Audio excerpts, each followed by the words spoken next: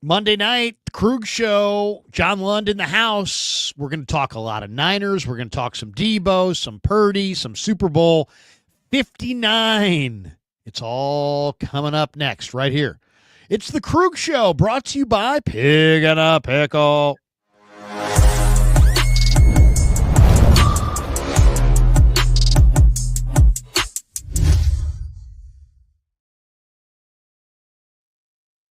All right, welcome to the Krug Show. Fire up the band.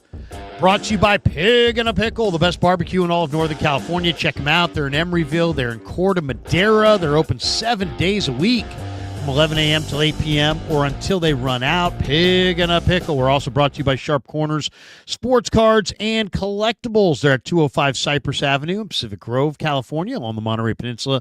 My friend Anthony Catania is our buddy down there. He's at 831-521-5264. Sharp Corners, Sports Cards, and Collectibles. And, of course, we're also brought to you by Better. This live stream is sponsored by Better, the official daily fantasy sponsor of the Krug Show. Use Better to make daily fantasy lineups and win real money. We've done it a bunch this year. Download the app below. Make sure you use the promo code Niners to get your first deposit matched up to $200. Everyone who does is automatically entered into a chance to win the Ricky Pearsall jersey, but of course we gave that away last night. So we will have our next giveaway coming up here. But yes, Better, a proud sponsor of the Krug Show, and thanks to all the good people at Better for supporting the Krug Show. All right, we're off and running Monday night. Happy February the 10th, coming on after the Warriors beat the Bucks. We'll talk a little bit about that before we get out of here as well. But we titled the stream, The Truth About Brock Purdy and the 49ers After Jalen Hurts' Super Bowl Victory. And, John, why don't we start there? The Eagles destroyed the Chiefs 40-22 in New Orleans. It was all Eagles from start to finish, 24-0 at halftime, 34-6 at the end of the third quarter. 40-22, and it wasn't that close. The Eagles scored 16 points in garbage time to make it seem closer than it was. But nice little 18-point win for the Eagles, an easy win, an easy cover. Wasn't the best Super Bowl because it was a blowout, but what did you think? Jalen Hurts gets his ring.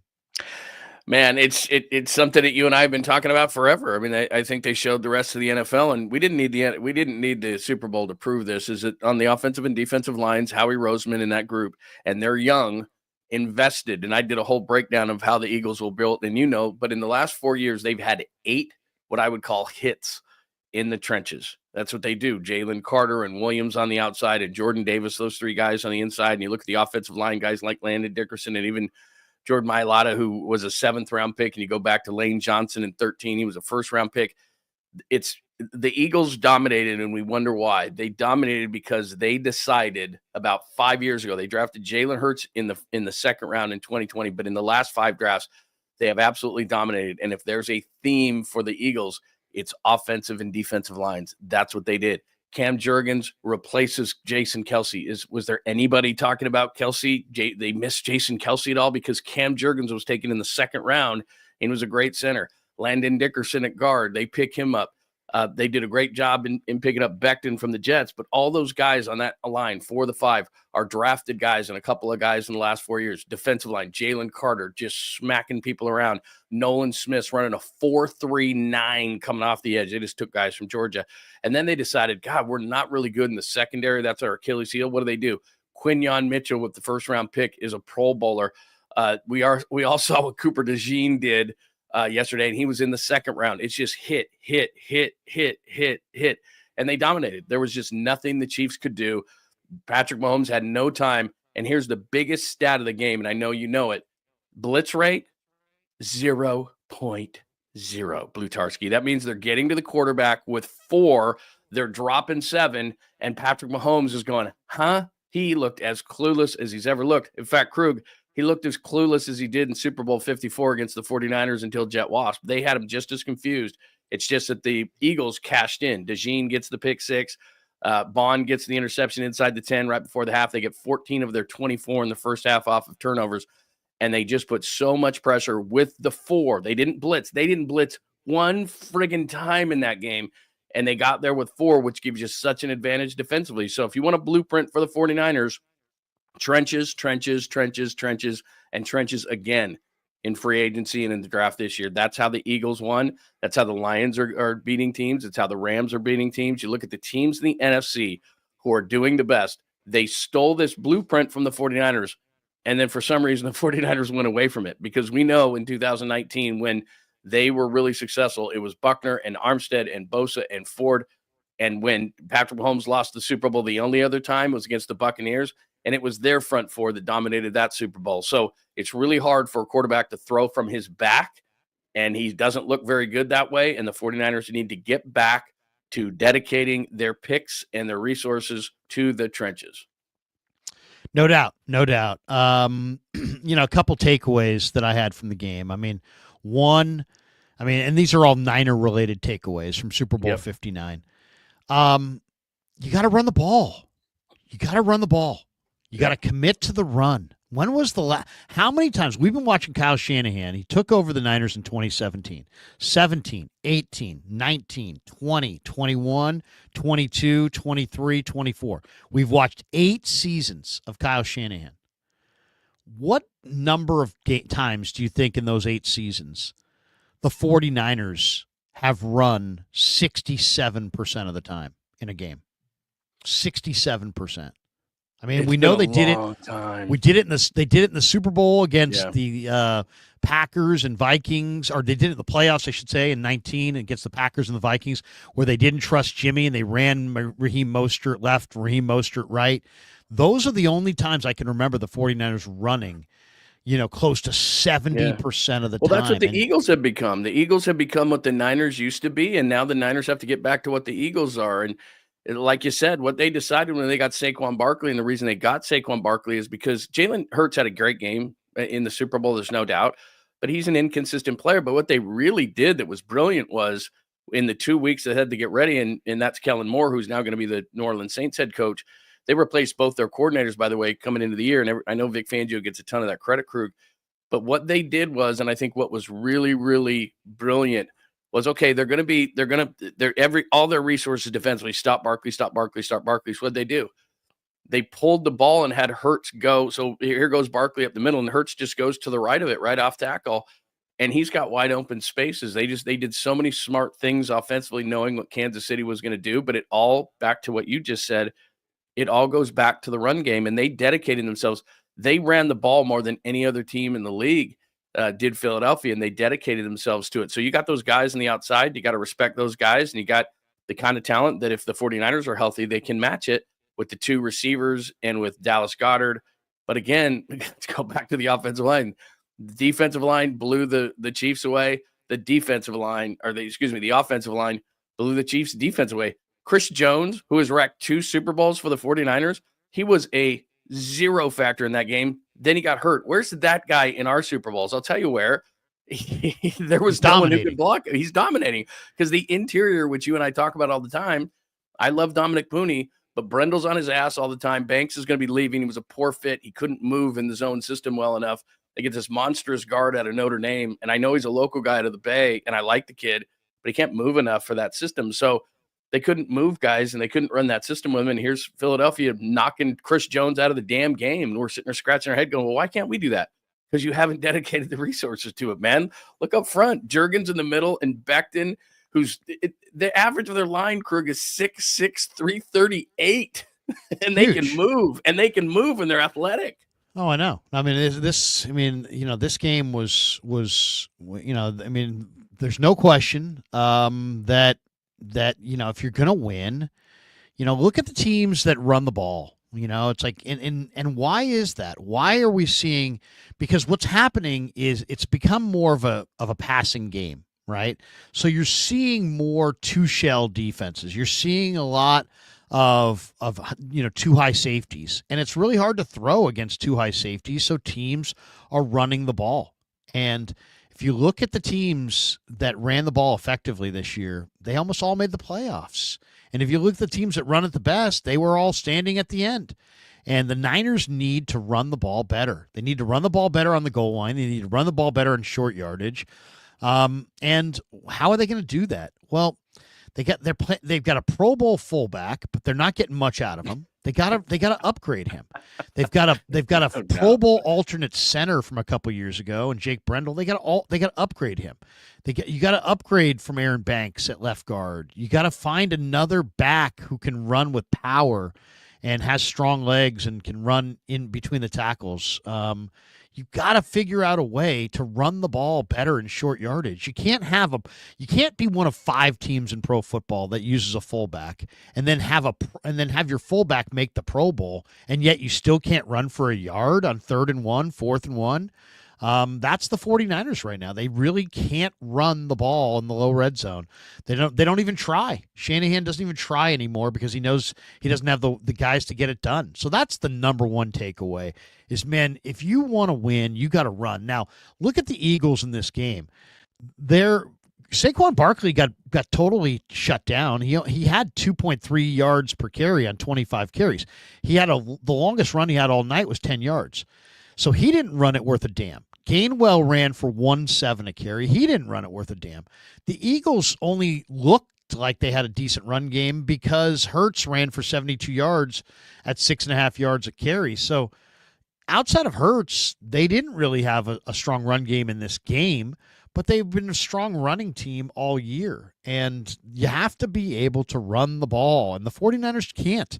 And that to me, they could improve all kinds of things about their football team, but if they get them into next year and they still are passing the ball inside the 5 because they can't move anybody in the run game, they have no chance to win the Super Bowl. So that was takeaway number 1. Mm-hmm. Takeaway number 2, the defensive line has to be able to heat up the opposing quarterback without blitzing. You just said it.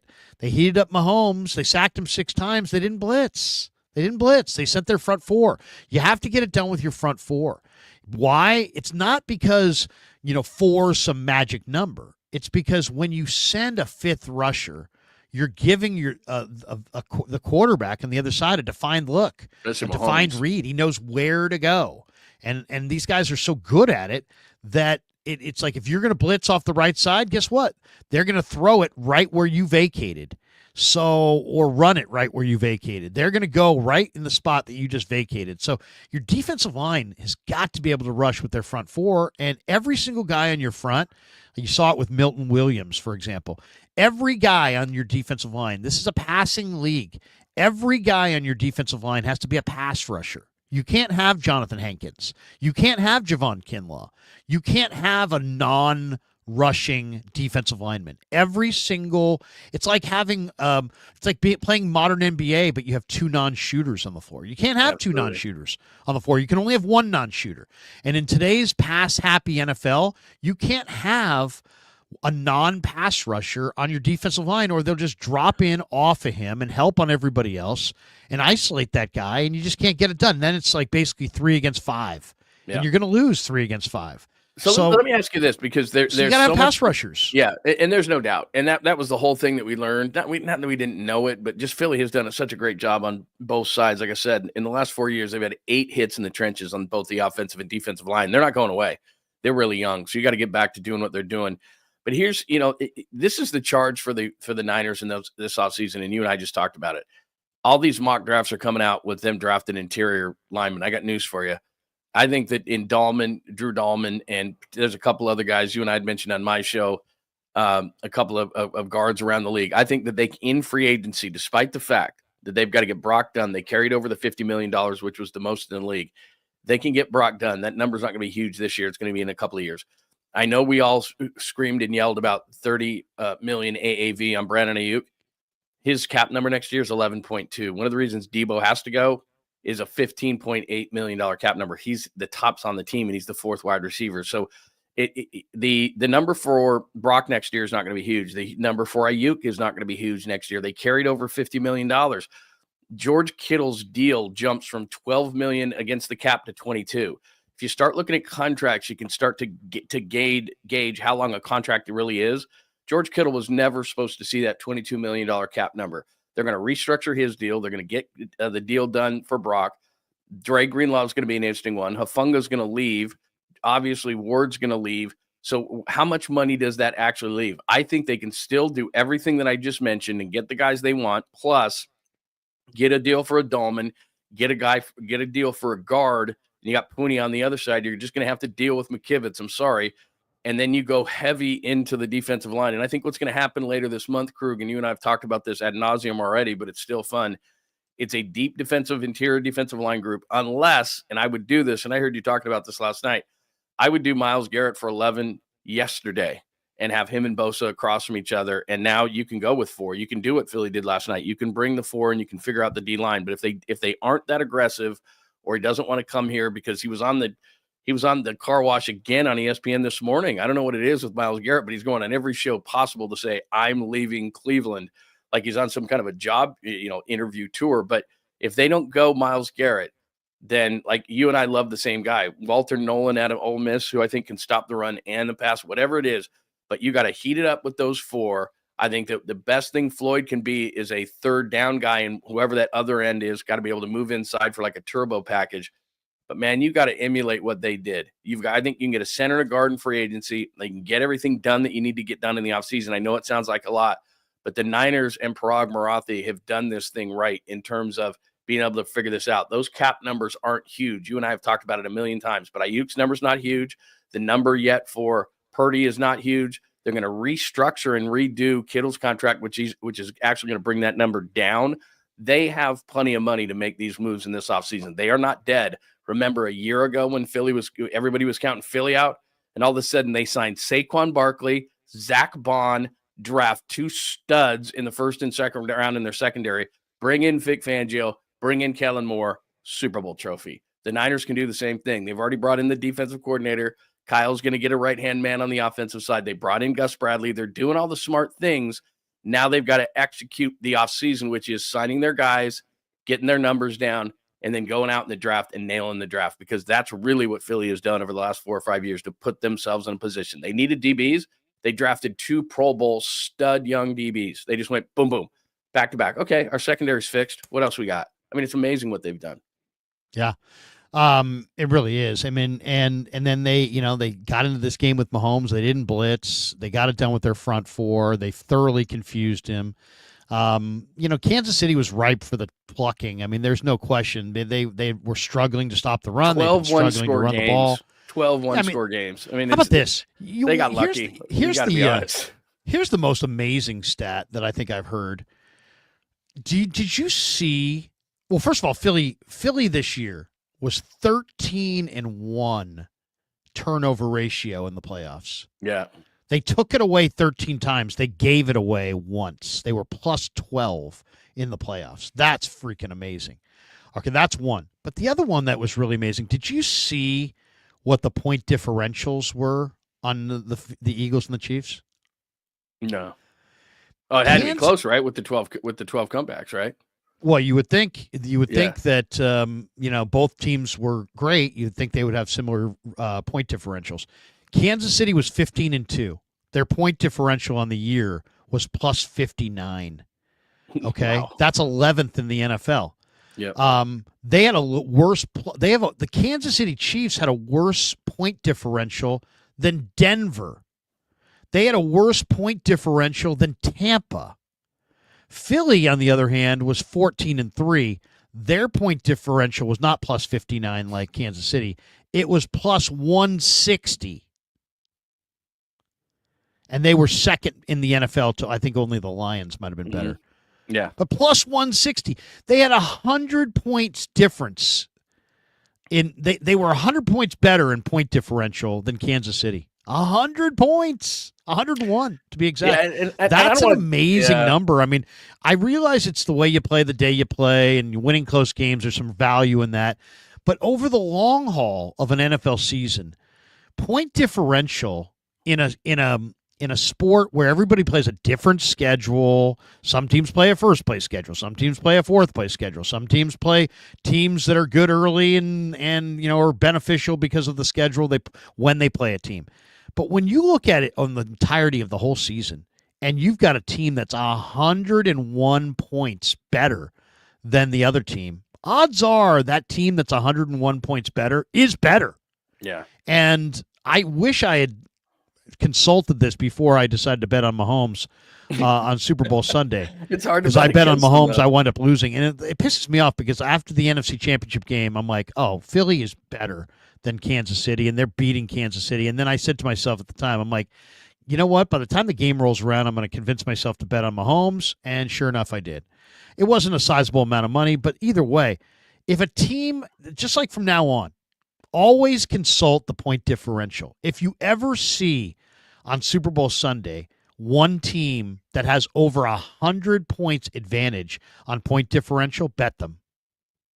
Bet them, because odds are, they're either going to be big favorites or they're just way better. 101 points over the course of an NFL season is a lot of points. I would say, and that's a great point. Billy Bean is smiling somewhere listening to this because he loved run differential as a determining factor in baseball. Yeah, but I'll make a bet right now on better, which is, I know it's not out yet, but the 49ers have such an easy schedule next year with one playoff team at home, and that being the Rams, a team that the Niners generally play well against.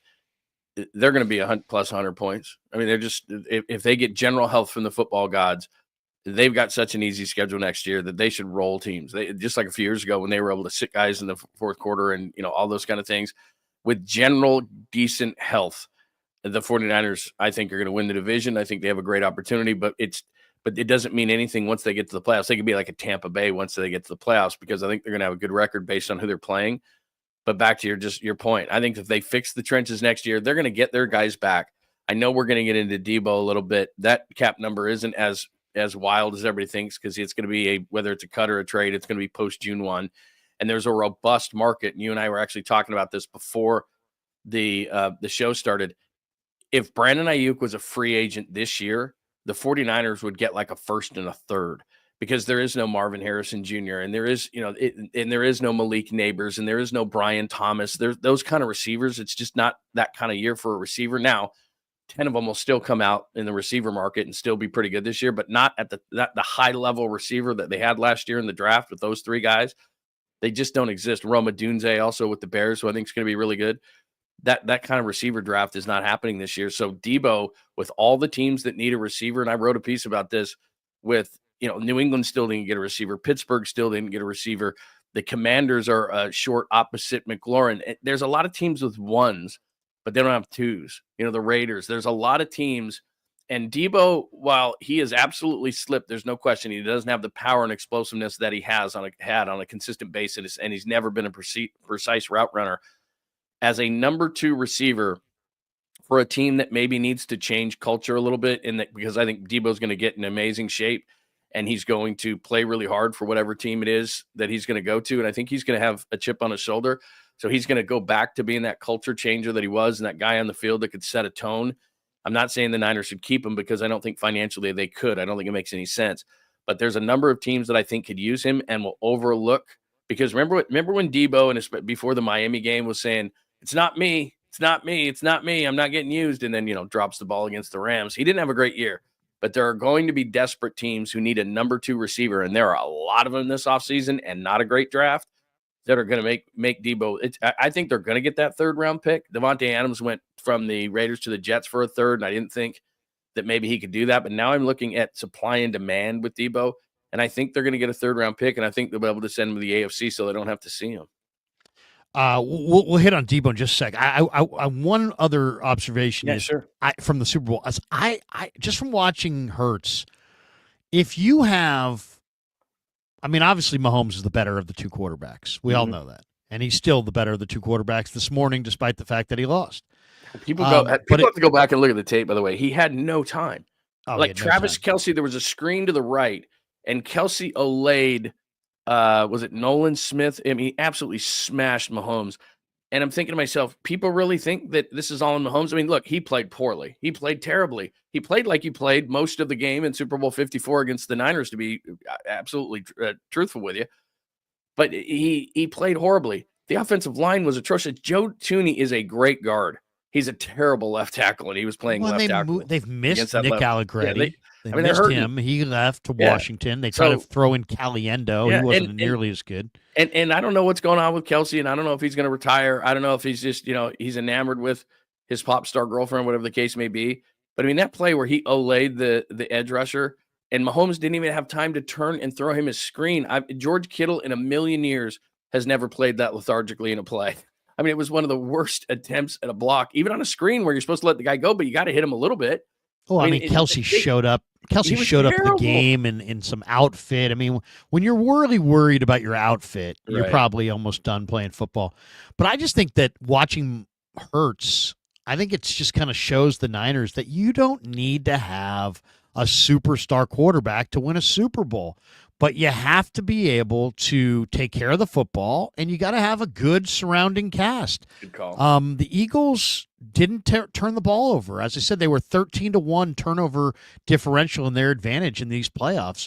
And then is Hurts spectacular? No. But Hurts has got a great line. He's got a great back. He's got a great defense. He's got enough weapons, and he's smart, and he takes care of the football, and he can make some plays, and he made a few plays, and they wound up winning the game. What I wanted to ask you before we get to Debo is that one of the things that's kind of caught my eye today was that the odds, my friend Jimmy Shapiro always sends me the odds, and Jimmy sent me the odds today on Aaron Rodgers' next team. And they came out on January the 6th. Retirement. And the Steelers were 3-1 favorites then, and the Niners were the 4-1 second choice then, and New Orleans was the the favorite was the Raiders then at 2-1 on January 6th. The Steelers were 3-1, Niners were 4-1. So now here we are, fast forward to February 9th, yesterday. Steelers are even money, 1-1. Niners are 3-1.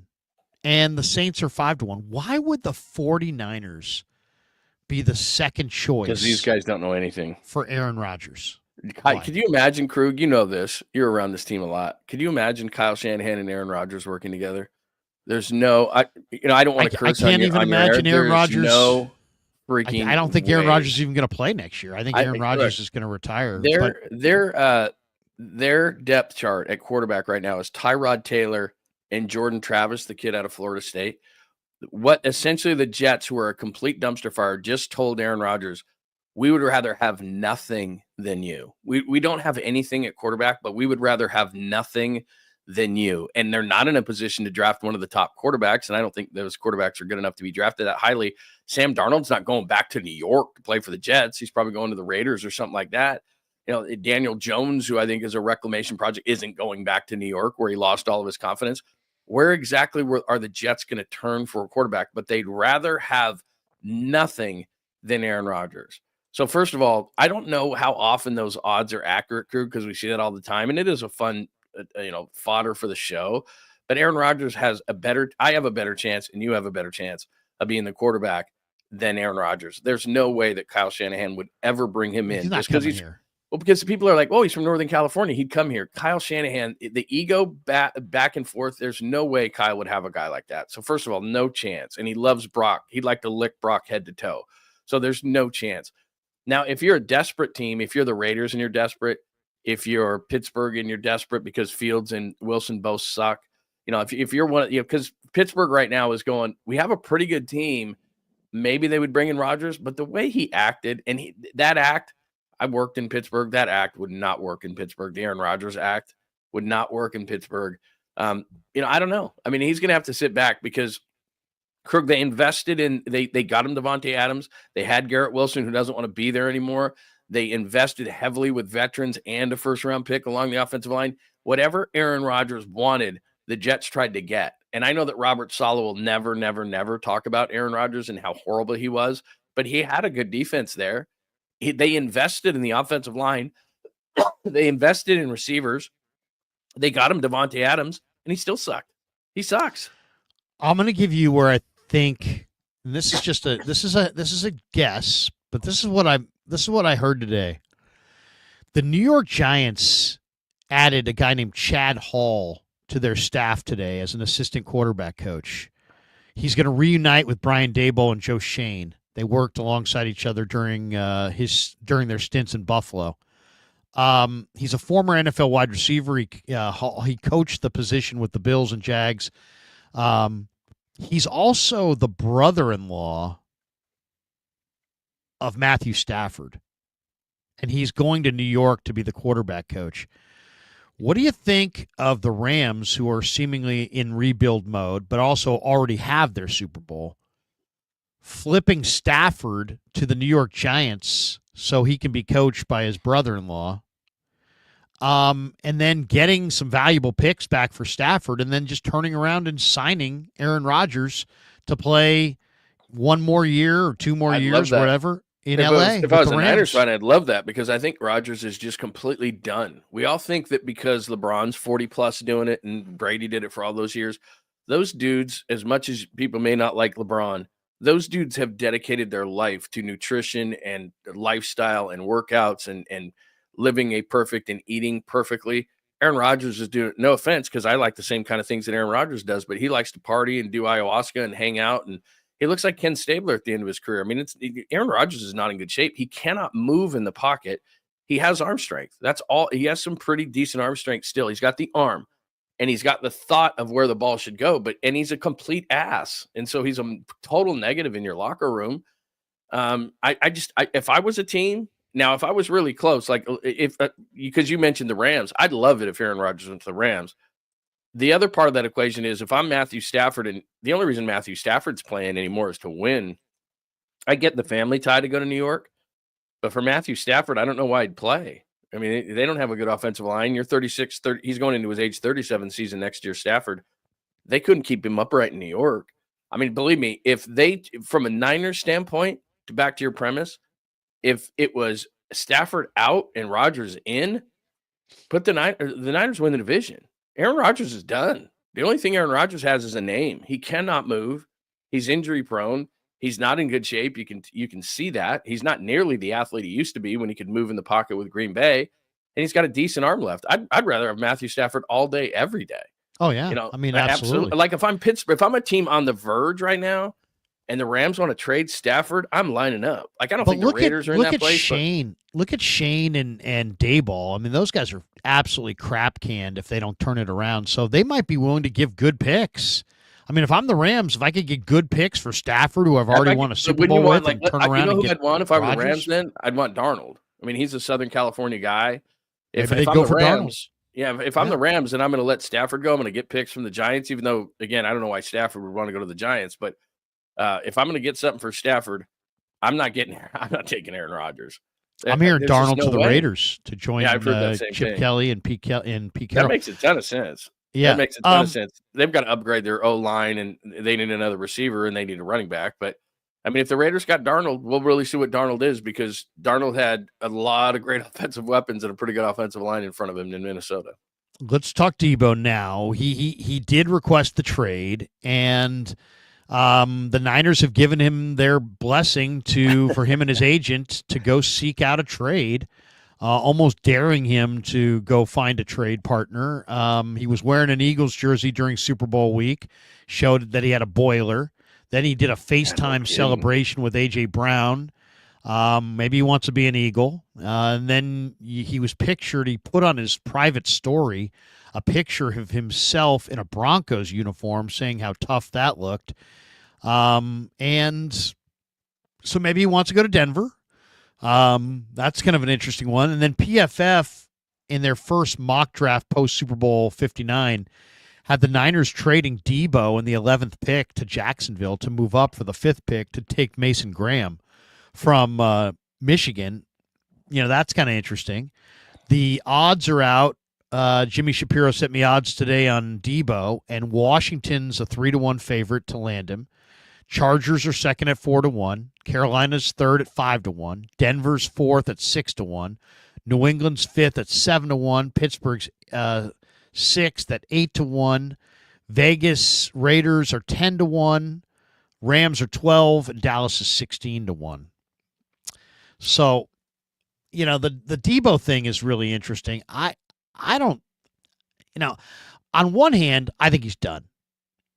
I did a video about a month ago about all the different run-through-you players in NFL history, and they all are done by 28, 29. Only John Riggins was like the only guy who ran through people that really lasted until his mid-30s. Everybody else is pretty much done at 27, 28, 29, 30.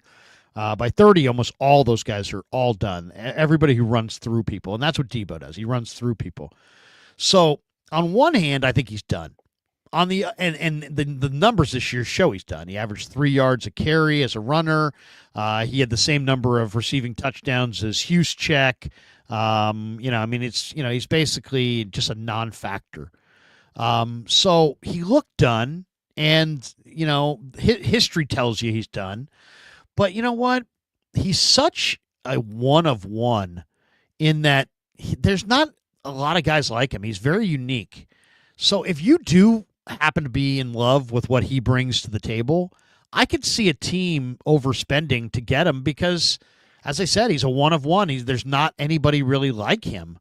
So I personally think that he's not worth more than a 5th or 6th round pick.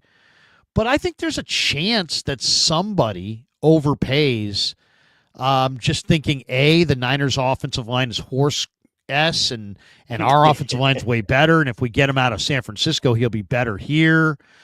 Maybe people that saw him in like the Miami game and think, oh, you know what? He looked good in that game. Maybe there's somebody out there that's like, hey, you know what? He's a gadget player, but man, we really love this gadget player. We've been dreaming of this player, and there's really nobody who's come down the pike who's very much like Debo. I mean, there's a couple guys, but they're not really like Debo. So maybe somebody will give you a better pick than you think, but maybe I'm thinking the best chance of getting value for Debo is if you group Debo with some pick for a player or trade Debo for another player, something where you really couldn't really discern exactly what the value was. Because I think if it's just Debo for a pick, I don't think anybody's going to give you a day 2 pick. I think it's a day 3 pick exclusively, and maybe a late day 3 pick. Might be a 6th round pick. Yeah, well, especially with that contract. Yeah, well, I think what you said is right because there's not it's a supply and demand league, and although it's not like quarterback, lots of receivers come into the league, and that's why I didn't love the Ayuk deal because you get 8 or 10 receivers coming in every single year, and a lot of teams aren't going to give anything up. But if you look at this year, teams who need a number 2 for one reason or another, I wrote a piece on this, but the Bills need a receiver. The Patriots do. The Ravens do. The Bengals, if T. Higgins leaves, they're going to need somebody. The Steelers still do. The Texans do because they hate Stephon Diggs, and he's leaving, and Tank Dell ripped everything he could possibly rip, so now they have Nico Collins, and that's it. The Chiefs we just saw do. The Raiders, as you said, the Chargers, the Cowboys, the Commanders, the Falcons, the Seahawks. That, by the way, I was talking to some friends in Seattle. Tyler Lockett's probably played his last snap there, and they're talking about trading DK Metcalf because they think that the market is going to be so good in this offseason that they can get a lot for DK, and they have Smith and Jigba. So I think there's a lot of teams. I think it comes down to the Texans because they need it. They want to win now, and D'Amico's there. You got to connect the dots of who you know. Commanders because Adam Peters was the VP of player personnel when Debo was drafted. They need someone opposite McLaurin. The Steelers still have not gotten anybody. They had so much dialogue with the Steelers until Kyle ran up the stairs, and he should have traded Ayuk, but they didn't. Just stick Debo in those conversations. They've got a lot that they've talked about. Harbaugh would love a tough guy like Debo, and they could figure out things for him, and they just have Ladd McConkey. Quentin Johnston's been terrible. And the Patriots are so desperate for receivers for Drake May that, like you and I were saying before the show, I really think that they could actually offer something Debo wouldn't even be thinking about, which is an extension. I think that he'd go, I'm not going to New England, just Ayuk, like Ayuk did, but they've got a ton. They have the most money in the league and a desperate need. They could overpay for Debo, and they could give Debo an extension because I'm not sure anybody's going to want Debo at the cap number he's making at 15.1. That's top 10 this year. That's not AAV. That's different average annual value, which is at 23.8. He's at over $15 million for what he does. And I think what a team's going to do is they're going to trade for him. And I think you're right. It's going to be a conditional 4 or 5 with performance can be a 3. I think that's the max they can get. And then they're going to sit back, and it's going to be a post June 1, not to get all geeky in numbers. If they were to do a pre June 1 cutter trade, it's 15 million that they're going to take a hit on. If they do post June 1, which is what they're already doing with Hargrave, then they're going to be down about $5 million, and they'll get a pick back, and that'll be worth it. So look, it was funny to me when he said that, because he's like, well, I want to get traded. And the Niners are thinking to themselves, we want to trade you or cut you, whatever. You're leaving either way. Like, I don't know if his representative said, it'll look sexier if you say you want to be, if you want the trade and you initiate it versus you getting cut. Because, we all have that. What's that like? For some reason, you're more desirable when you have a job. You're more desirable when you have a girlfriend or a wife. You walk down the street as a single guy, you smell desperate to women. So the fact that Debo is asking for the trade, that's actually a ploy by his agents to say you want to trade, because they're going to cut or release you. And that there's just a perception with that, and you lose value. So I think that the Niners will be able to do that. And just because of the names we just mentioned and you mentioned, it's actually a good year, better than it was last year with all those good receivers coming in the draft. It's just not that kind of a draft this year. So I think that the 49ers will actually get a little bit better value than they would have, say, a year ago had they tried to move Debo. It's going to be interesting. The odds on Debo's next home, Washington's 3-1. So the favored choice is that he's going to join. Would you care to move into the NFC? I mean, No, let's say the Commanders, because don't care. You could see the Commanders in the playoffs next year. They're going to be there for a while. The Niners with the bad schedule and bringing in Saleh and getting general health, the Niners are going to be a playoff team next year. You could see the Commanders. Does that matter to you? No. I'm going to get the best deal I can get, and that's it. But, they're favored, so maybe he goes and plays with Jaden Daniels and Cliff Kingsbury. The Chargers are the second choice at 4-1. They desperately need a receiver. Panthers are there. 5-1. He's from South Carolina, so North Carolina, would make a lot of sense. Broncos at 6-1. Pats at 7-1. They round out the top five. Then there's the Steelers at 8-1. They wanted him last year. Raiders at 10-1. Rams at 12. Cowboys at 16. I think Steelers, Texans, and Commanders. I think that with Adam Peters there, I think with the Texans and D'Amico, and they are absolutely desperate. And Pittsburgh never got a receiver. And George Pickens is their number one receiver, and he's a complete head case. And I don't know who their quarterback's going to be, but that's a good team. Like defensively, TJ Watt sitting there going, could you get me any offense? Any offense? Because they have a good offensive line.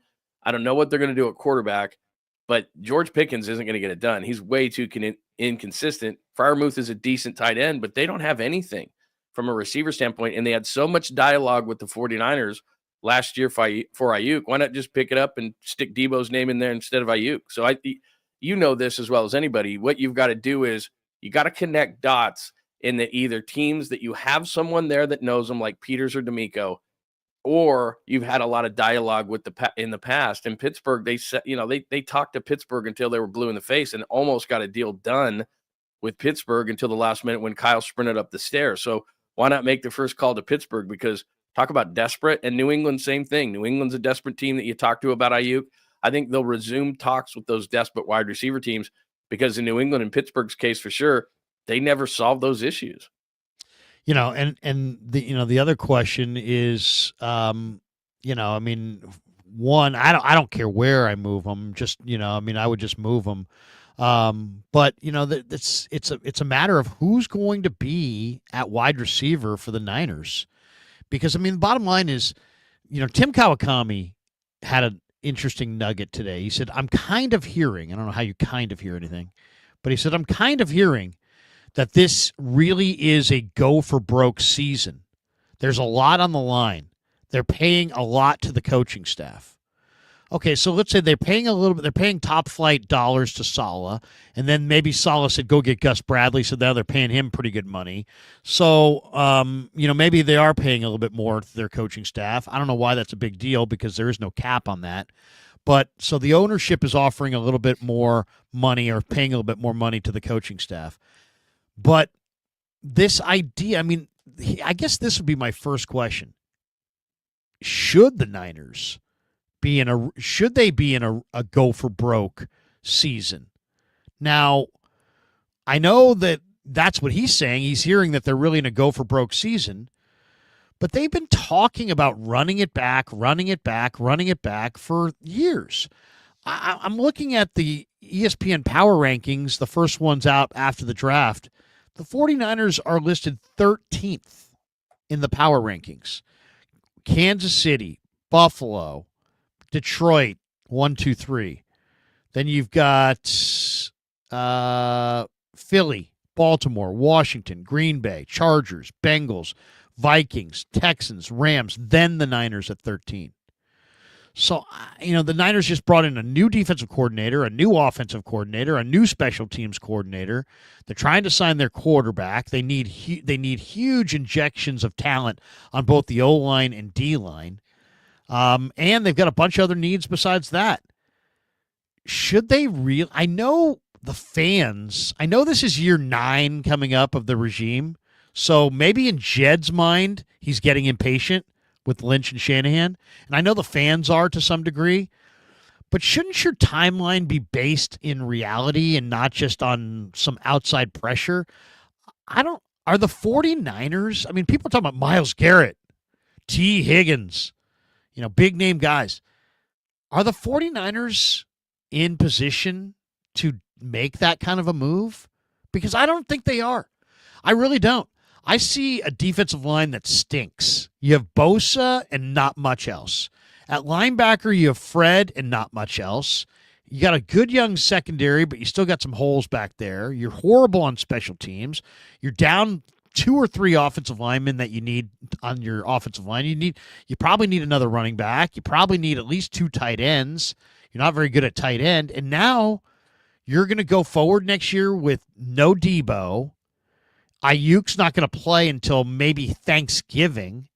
And you really think you're going to roll Ricky Pearsall, JJ, and Cowing out there, and you're going to be some world beater?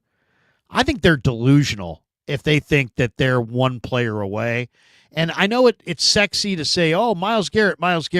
And I know lots of Niner fans would love to be, we'd all celebrate Myles Garrett, and the casual fan would be all over it. But guess what? The casual fan loved Javon Hargrave. The casual fan said, oh, yeah, Javon Hargrave. How is any offensive line going to block a defensive line that has Nick Bosa and Javon Hargrave? Except Javon Hargrave sucked. And the 49ers didn't get a single sack in like the last 6 weeks of the regular season. I'm just saying, it's like, I get it. I understand why people want Myles Garrett, and I understand why they would want a great receiver or a great individual player. But not everybody is positioned at all times to go after one guy in a sport like football. Like the Eagles, it's like, well, the Eagles did this and this and this, and they got right. Yeah, but the Eagles had Jordan Davis and Jalen Carter and Josh Sweat and 3 or 4 young defensive linemen that were kind of coming into their own. The Niners don't have that. The Niners have like stopgap guys and then Bosa. I guess my point is I love Myles Garrett, and obviously he's great. But are the Niners really? I mean, they went all in on one guy for Trey, and that didn't go well. Then on the tail end of that, they went all in for Hargrave and depleted a lot of their depth. I don't think that went all that great. And now they're going to go all in for Myles Garrett. And what if he gets hurt? The whole season's just cooked. I don't know, man. I know it's sexier to say Myles Garrett than it is to say Aeneas Peebles from Vatech and, Savion Jones from LSU and, J.J. Pegues from Ole Miss and, Tonka Hemingway from South Carolina. I realize a lot more people know Myles Garrett than know those guys. But I don't know, man. I don't think the 49ers are one player away. And it scares the hell out of me when I see Kawakami saying that the people around the Niners that he talks to say that the Niners are in a go-for-broke position this season. That's not breaking news. By the way, that's not breaking news. They 100% are. That's not it. They're in a Super Bowl window. I mean, that's what they believe. I know that for a 100% fact. That's not speculation. He's not breaking any news. No, I know, but I mean, is that accurate? Is that an accurate assessment of where it's they're what at? they believe. I mean, to me, it's what they believe, and it's not a democracy because if you look at what they're going to do, they're going to re-sign Brock. The way I see it is, offensively, they're going to score points. They need to be better, like you and I have said, at center and guard. But there's a way to do that, and they can do that. They're gonna extend, and they're gonna sign Kittle. They're gonna hope that they don't have the crazy season that they had in the injuries. And as far as receiver, they're not going after T. Higgins, man. They're not doing that. They're gonna undo a mistake that they made with Ayuk last year and giving him all that money. They're not gonna turn around and make another one. They're not gonna put that kind of money at the position. Pearsall was drafted in the first round. He has to come through, or they're sunk, like you said. Jawan Jennings, they signed to an extension. They like him a lot. He's a favorite of Kyle. We think Debo's a favorite. My God, him blocking guys into the bench, he loves him. And then Ayuk is going to come back late. You're right. They might need a stopgap type. Like Amari Cooper's a free agent. He sucked in Buffalo. I wouldn't be surprised if he was a 1-year rental here until Ayuk comes back. but offensively they're going to score. To me, the whole reason they bring in Salah, and it doesn't mean that because, as you said accurately, because like Vic Fangio goes to the Eagles and everything's because Salah's coming, they're going to automatically be great. Well, they're either going to get Myles Garrett, who, by the way, I think is much more of a safe bet. The first round in the NFL draft is 50-50 to a second-year contract. That doesn't mean Pro Bowl or All-Star or anything. It's 50-50 to even a second contract. Myles Garrett is 100% good. So to me, that's a less of a risk, and he's 30 years old. He's got plenty of time left on the clock. It's whether Fred Warner, and then I think that they should go, like I said, the Sherwood kid with the Jets I like better than Dre. It's whether the secondary is going to be any good because they're going to score points. They're going to have the last place schedule. They're going to win 10, 11, 12 games. And I'm not saying that they could be Philly from a year from now because you just accurately nailed it. It's the young players and it's the players in their prime that Philadelphia has. And then they added Vic Fangio and added Kellen Moore. They did a lot of great things. But I think for people who are saying that Christian McCaffrey is done, Christian McCaffrey is not done. They have enough offensive weapons. But I get what you're saying.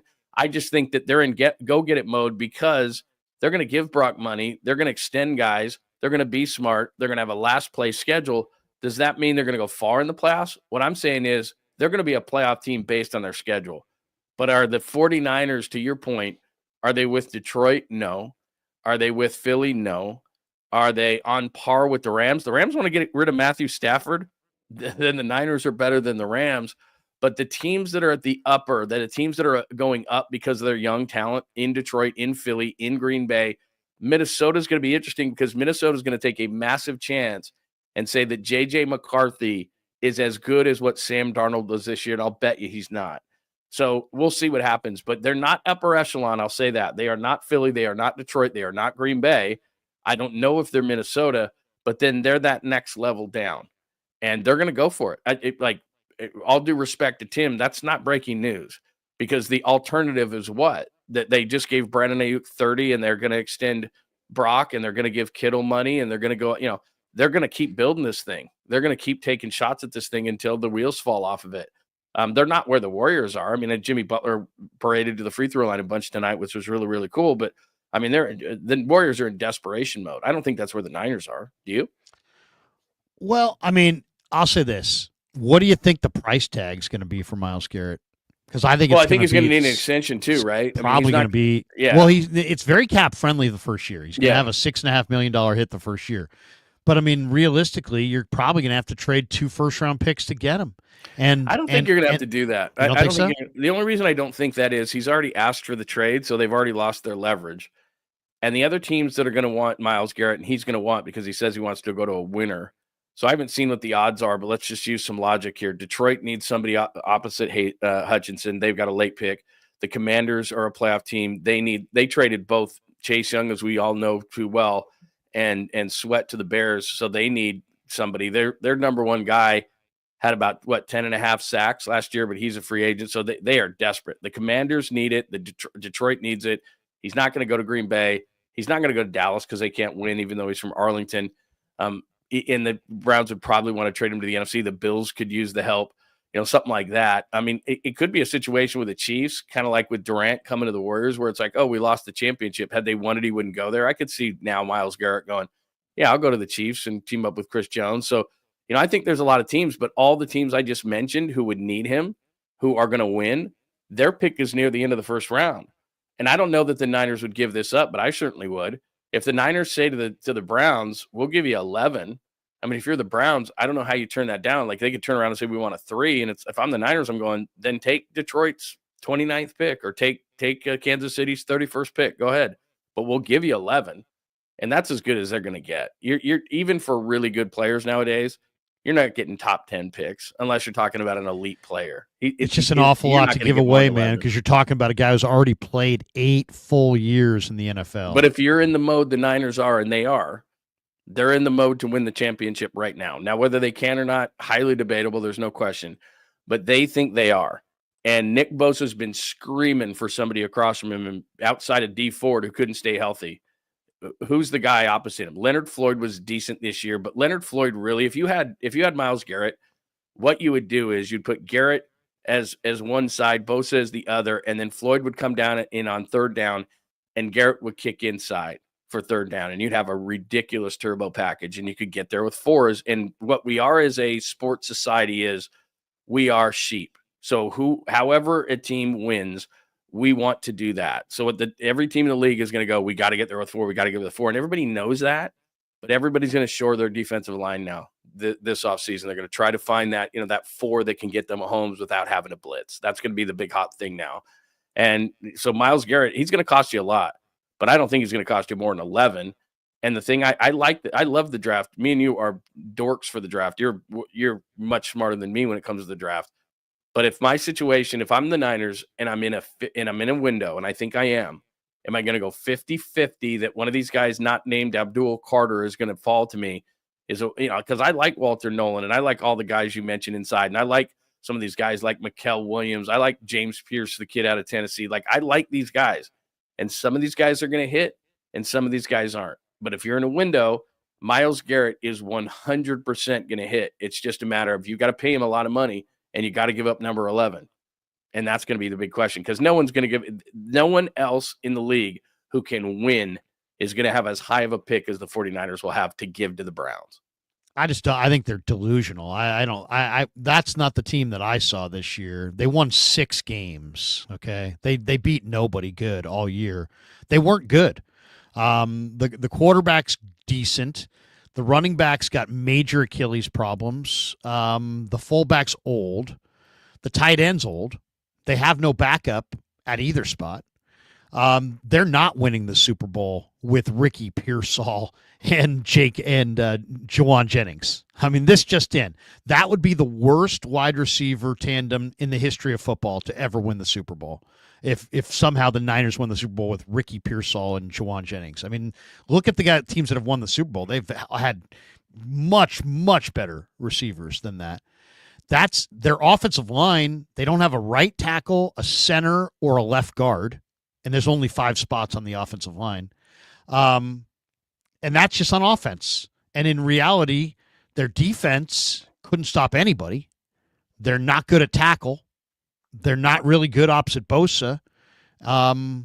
Greenlaw's old, and they just don't look very good. They don't have good linebackers. They don't have a starting free safety.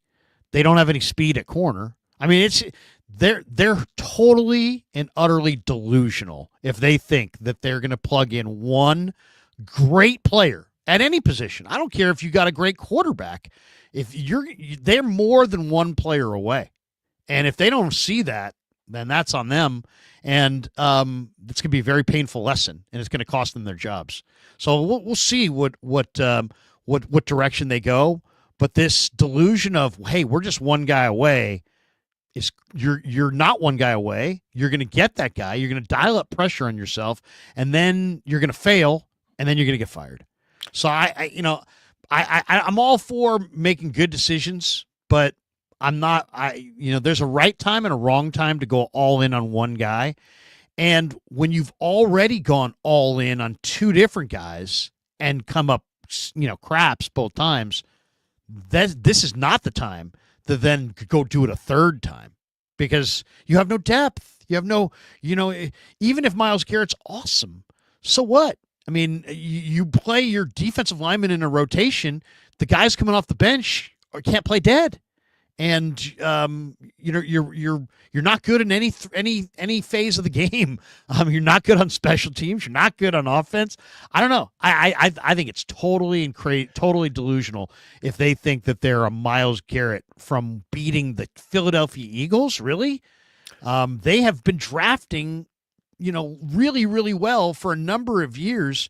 You basically struck out on 21, 22, and 23 drafts. Back to back to back, and you have one good draft in 24. What you really need this year is you need your 1986 draft. You don't need Jerry Rice. You need 7 starters. If the Niners got 7 starters, they have 7 positions that they could easily go with new starters. So I hope they don't do that. I hope they don't do that. And then the other one, it's not Myles Garrett's not the only guy out there. It's not just Myles Garrett. There's a lot of talk today that the Raiders may trade Max Crosby. There's a lot of talk today that the Bengals may wind up saying goodbye to Trey Hendrickson. Those guys are both names to monitor. Jeremy Fowler says Crosby and Hendrickson. Well, Crosby will cost you a ton more than what Myles Garrett will. And if I'm the Raiders, he's untouchable. As Yeah, untouchable well, you as know the anybody Raiders can get in wouldn't the league. trade Yeah, him to but the Niners. they won't trade him to the Niners. And then Hendrickson's is vastly underrated. But they've got to get somebody outside of Bosa. I'm not as down on him because I think the schedule's easy. I think that the injuries that happen and the weirdness will not happen. The football gods just don't do that to you 2 years in a row. They will score points, and they're going to address the interior of the offensive line in free agency, and they have enough money. It's defense to me. And that's where Myles Garrett comes in, is because if Myles Garrett and Nick Bosa are on the field at the same time and you have general health, you're going to get there with 4 no matter who's inside.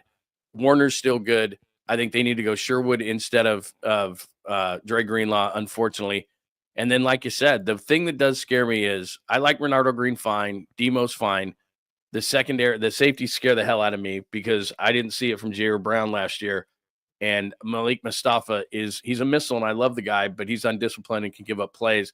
Hafunga's not coming back. He's going to be far too expensive. Obviously, Ward's not coming back. His wife has PTSD and is never going to come back to California because of the thing that happened off the field. So, I agree with you. There's a lot of work to be done.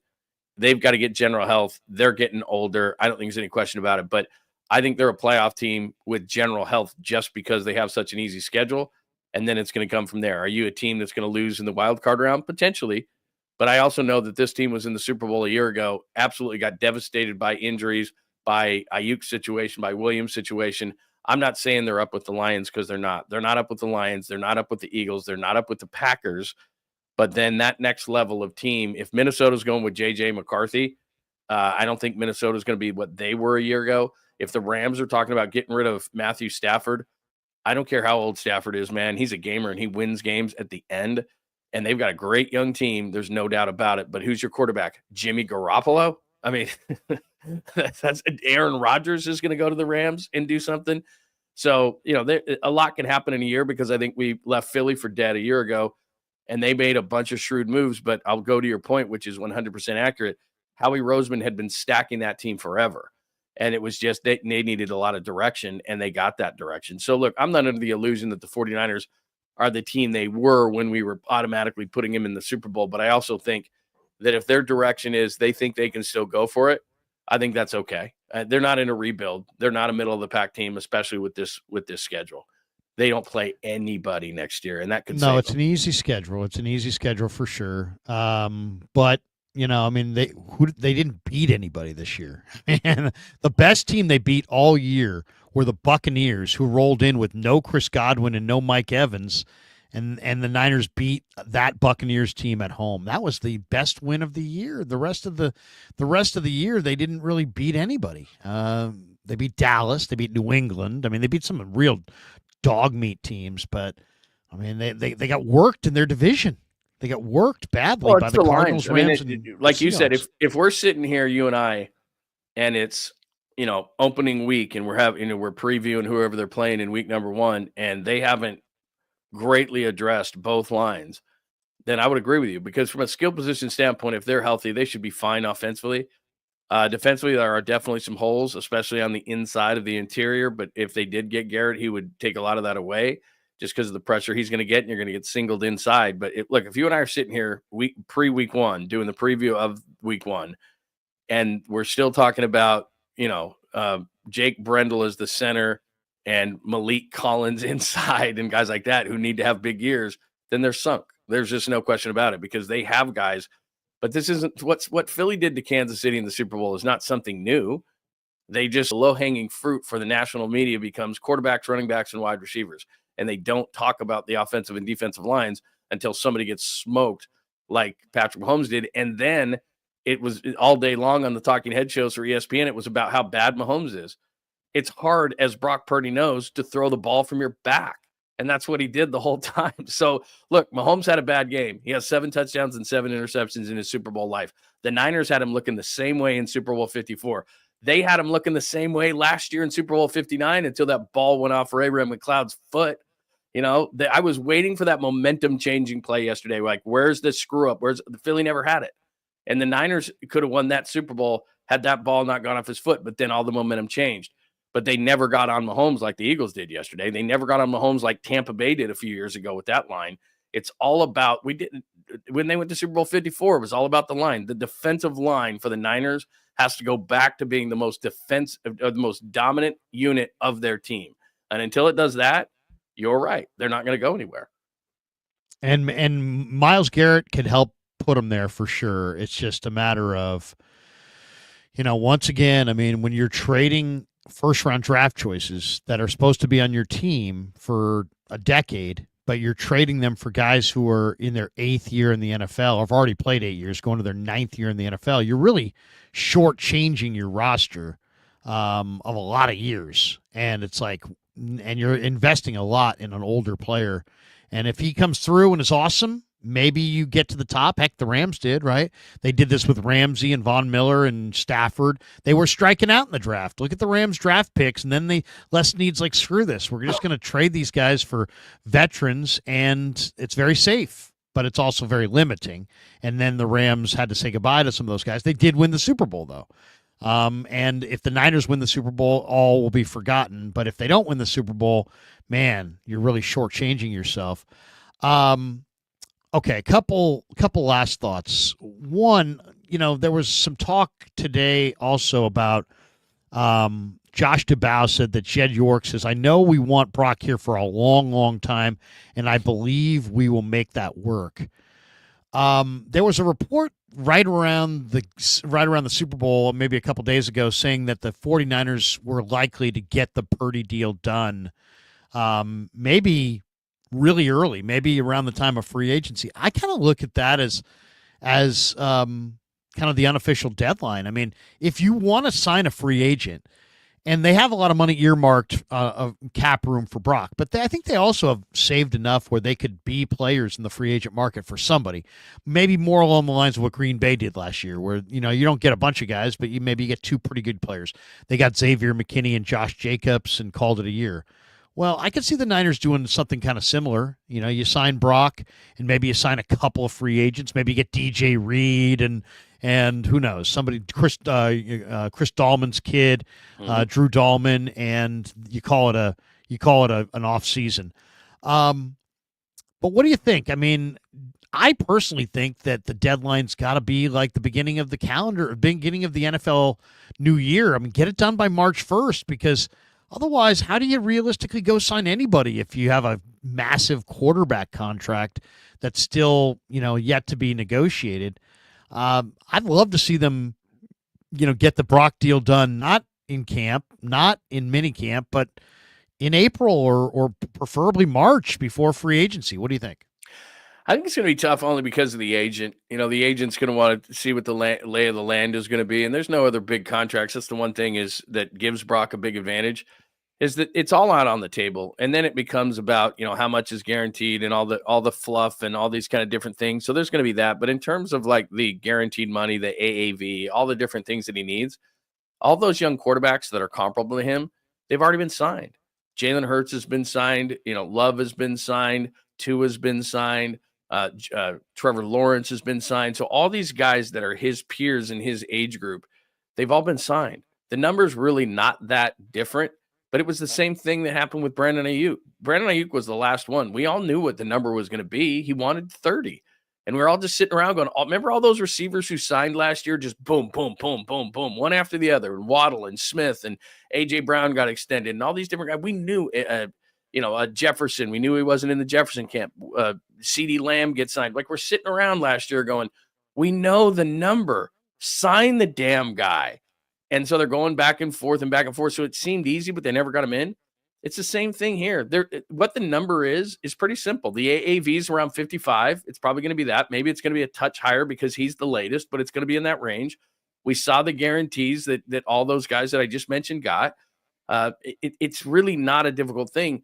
What it comes down to a lot of times is the agent and the players union. The agent wants to make a big splash to say, hang on, Brock, hang on. Don't get crazy. I got to look good here too. The players union says you're the latest, so you got to be the greatest as far as getting the pay. And this whole disillusion with fans, he's not worth it. I got news for you. None of these guys not named Mahomes or Allen or Jackson is worth it. Dak Prescott's not worth it. Tua's not worth it. Jordan Love's not worth it. Go on down the line. But they're the latest, and they're going to get paid. So the numbers, Krug, as you well know, are already out on the table. It's just a matter of this dance that they have to do back and forth between the Niners, the agent, the players union, who want him to get paid at this really high level so he can pay it forward to everybody else. It's this whole dance that has to be played. When the reality is, if it was just up to Brock and the Niners, they would probably hammer out a deal in the timeline that you're talking about, but it just becomes so difficult.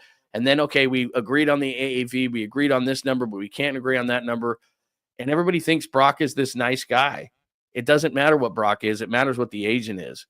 And the Niners are. And it's Brock does want to get into camp. He said it sitting at the lockers. You were standing right there.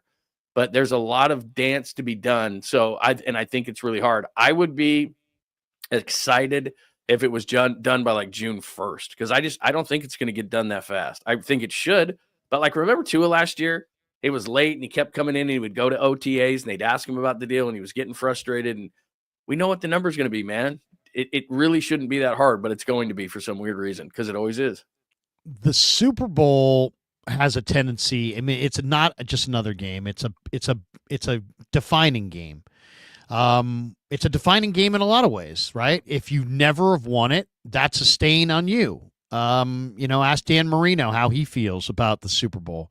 He didn't win, and he thought he was going back, and he never went back. And if you play great in this game, you're a legend. Joe Montana played in 4 Super Bowls. He won all 4. He had 127.8 rating in those 4 Super Bowls. He had 11 touchdowns. He didn't have a single pick, and he didn't lose a single game. So he's Joe Cool forever. He's 4-0 with 11 touchdowns and no picks. Tom Brady has made a ton of Super Bowls and has won a bunch. Mahomes, had only lost 1. Now he's 3-2. Does Mahomes' status change at all because he lost that game yesterday? How do you view? I've heard people say, well, Mahomes in 7 Super Bowl or in 7 or got 7 touchdowns and 7 picks. 7, yeah. In the Super Bowl. So he's got just the same number of touchdowns as interceptions. Montana's got 11-0. But Mahomes has been to more. And Brady's been to a lot more. I'm trying to be fair-minded about this, but at the same time, it's like, do you take anything at all? Is Mahomes' career in any way less today for having lost yesterday? Because the one thing the people who want to be like, oh, Joe's the best, I don't know if Joe's the best, but I'll say this: Joe didn't have a game like yesterday. Mm-hmm. Joe didn't have any games where he was just horrible, where he was just turning it over left and right, where it was like, dude, Joe, get off the freaking field. Now, John Elway did. John Elway had that game in Super Bowl 24 that Mahomes had yesterday. He had that game against the Niners. He was terrible. He was horrible. He's still one of the greatest quarterbacks of all time, but, it's like, I can't say that he's the best ever because I saw him in the Super Bowl single-handedly almost ruin his team's opportunity to win in Super Bowl 24. He was terrible. So I don't know. I mean, Mahomes is great. Some people would say he's the greatest, and he's definitely one of the greatest. Where do you put Joe over Brady because Joe is perfect? Do you put Brady over Joe because he's got more rings? Do you move Mahomes further down the pecking order because he's now lost 2 Super Bowls and played horribly in this last one? This game makes you a hero if you win it. Yeah. It's gotta conversely then make you lesser if you lose it, right? Or no? How do you see it? Well, I think we all have short memories, and like Philadelphia a year ago was no good. Jalen Hurts couldn't play, and now they're the top of the world, right? And now they're all great, and Jalen Hurts is being talked about again like he was a couple of years ago, even though he's really not that player. And the offensive and defensive lines won that game, like we said. And he played great yesterday, but it's when you play great in those big games. It didn't do anything to me, to Mahomes, because you and I know the game. He was thrown from his ass the whole game. Travis Kelce completely missed a block and an edge. Like, look, Mahomes is great, but we saw from play 1, he was dancing around back there. He had no time to throw. And it's the same thing. I mean, we look at Brock. He didn't have the players. He didn't have the line. Offense is everybody has to play in concert, and everybody has to be in the right places and all these kind of things. So, look, I would look at it like this. They won 12 one-possession games this year. They weren't a really good team. They had 12 one-possession wins because of number 15, because if he's got the ball, and the Niners should know better, if he's got the ball and it's a one-possession game, they're going to win said game. But if they're down like they were yesterday, he can't do it by himself. He's not that, and nobody could have done that. Who behind that offensive line, whether it be Joe or Brady or anybody, could have played a great game. They absolutely got overwhelmed by the defensive line.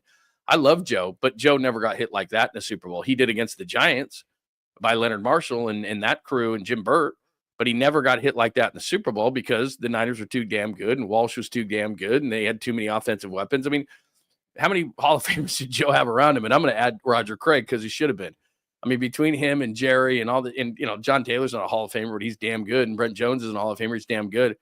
But their offensive and defensive lines, the Niners, when they win Super Bowls, nobody knows it better than you. They were criminally underrated on both sides of the ball on the offensive and defensive line. So Joe had time to make the plays he had to make. Plus the West Coast offense, balls out of his hands. Joe's a great decision maker. Joe's awesome. But the same thing with Brady. But if I'm going to comp Brady to Mahomes, which a lot of people are talking about, Brady lost Super Bowls. He walked off the field a loser. But you know what? Eli Manning twice, right?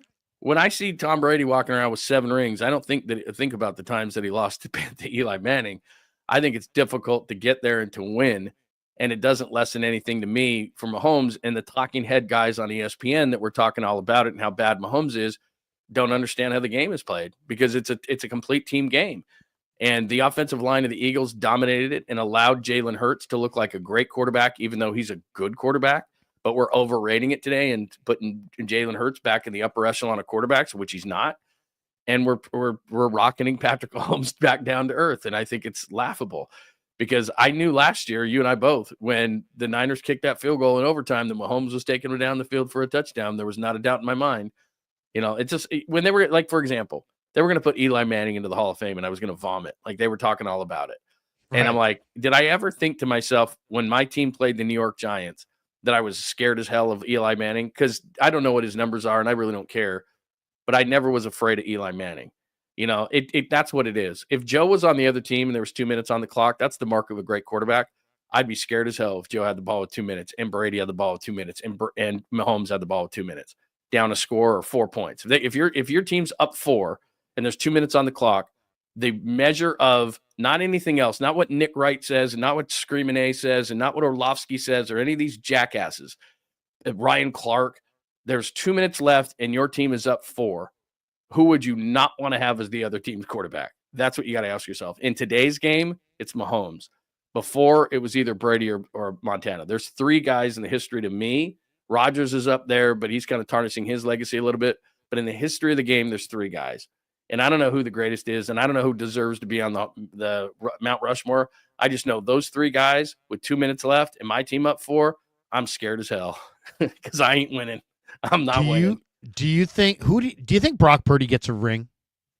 Yeah, I think he's good. I think he's well good enough. I think, and I'm guilty of this 100% because I railed on him all year.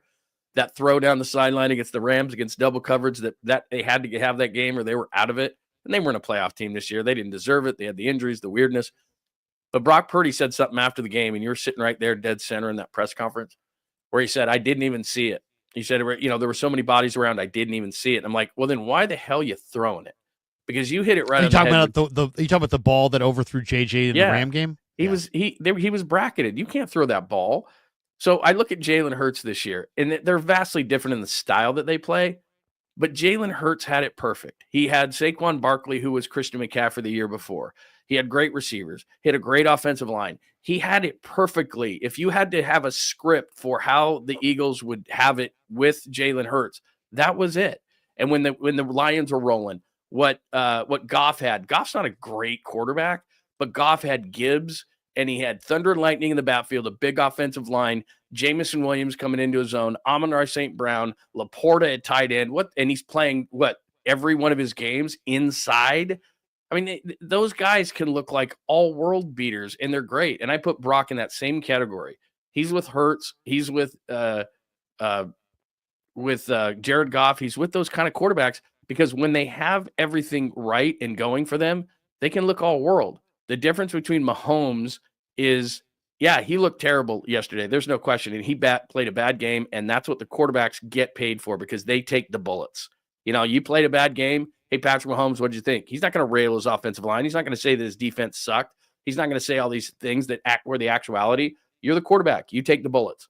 So that's part of your job. So he's just going to eat that, because that's what Patrick Mahomes does. But he's one of 3 quarterbacks in the league right now with Allen and Lamar Jackson that can carry teams on their back. The other quarterbacks in the league, every single one of them, but those 3, needs help, needs a lot of help. And Brock Purdy is in that same category. Hurts needs help. All these guys need help. Goff needs help. What quarterback? I mean, so does Mahomes. We saw that yesterday.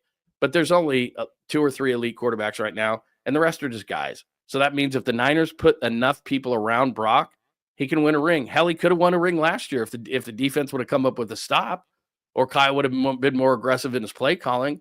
You could say that about Garoppolo too. I think he's better than Garoppolo. Wouldn't you say that? I mean, a lot of people are confident in Garoppolo, and I'm going, I said he was better than Garoppolo when Garoppolo was being carted off in the Miami game.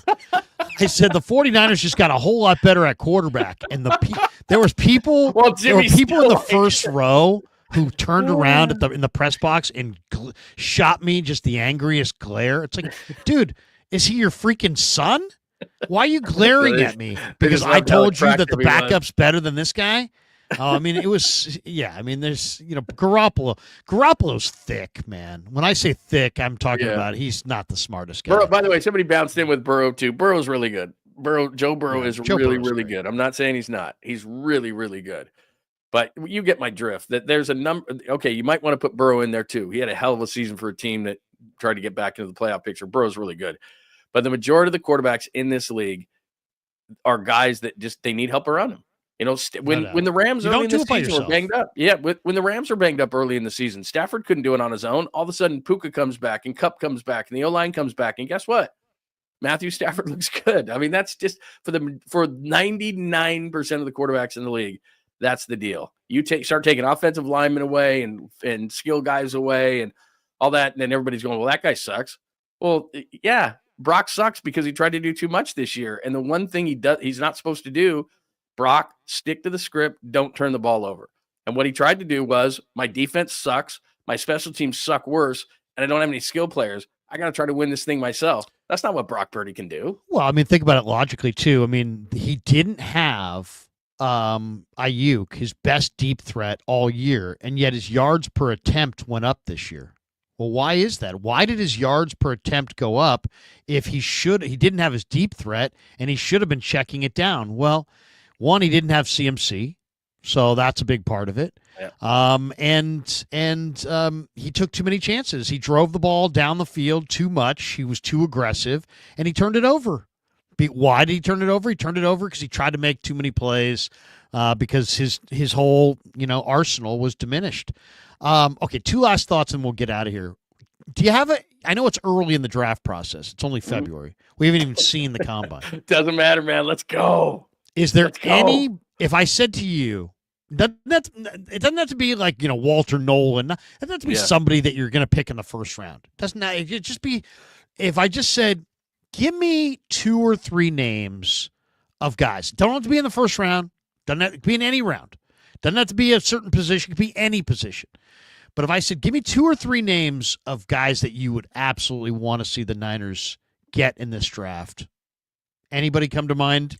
Or is it too early? Am I asking this question first and foremost, as much as we've talked about Myles Garrett and the things that he would solve, if you want a young Myles Garrett, I don't know why he would fall. Weird things happen during the draft. Jalen Carter shouldn't have lasted to 10 to the Eagles, right? But speaking of Carters, if Abdul Carter were to somehow slip, I don't know. Right now, what they need to do is do a Laramie Tunsil if you're the Giant or if you're the Niners. Hey, I heard he likes to smoke a lot of weed. And why don't you do like one of those things where you do because we can do all these things with computers now.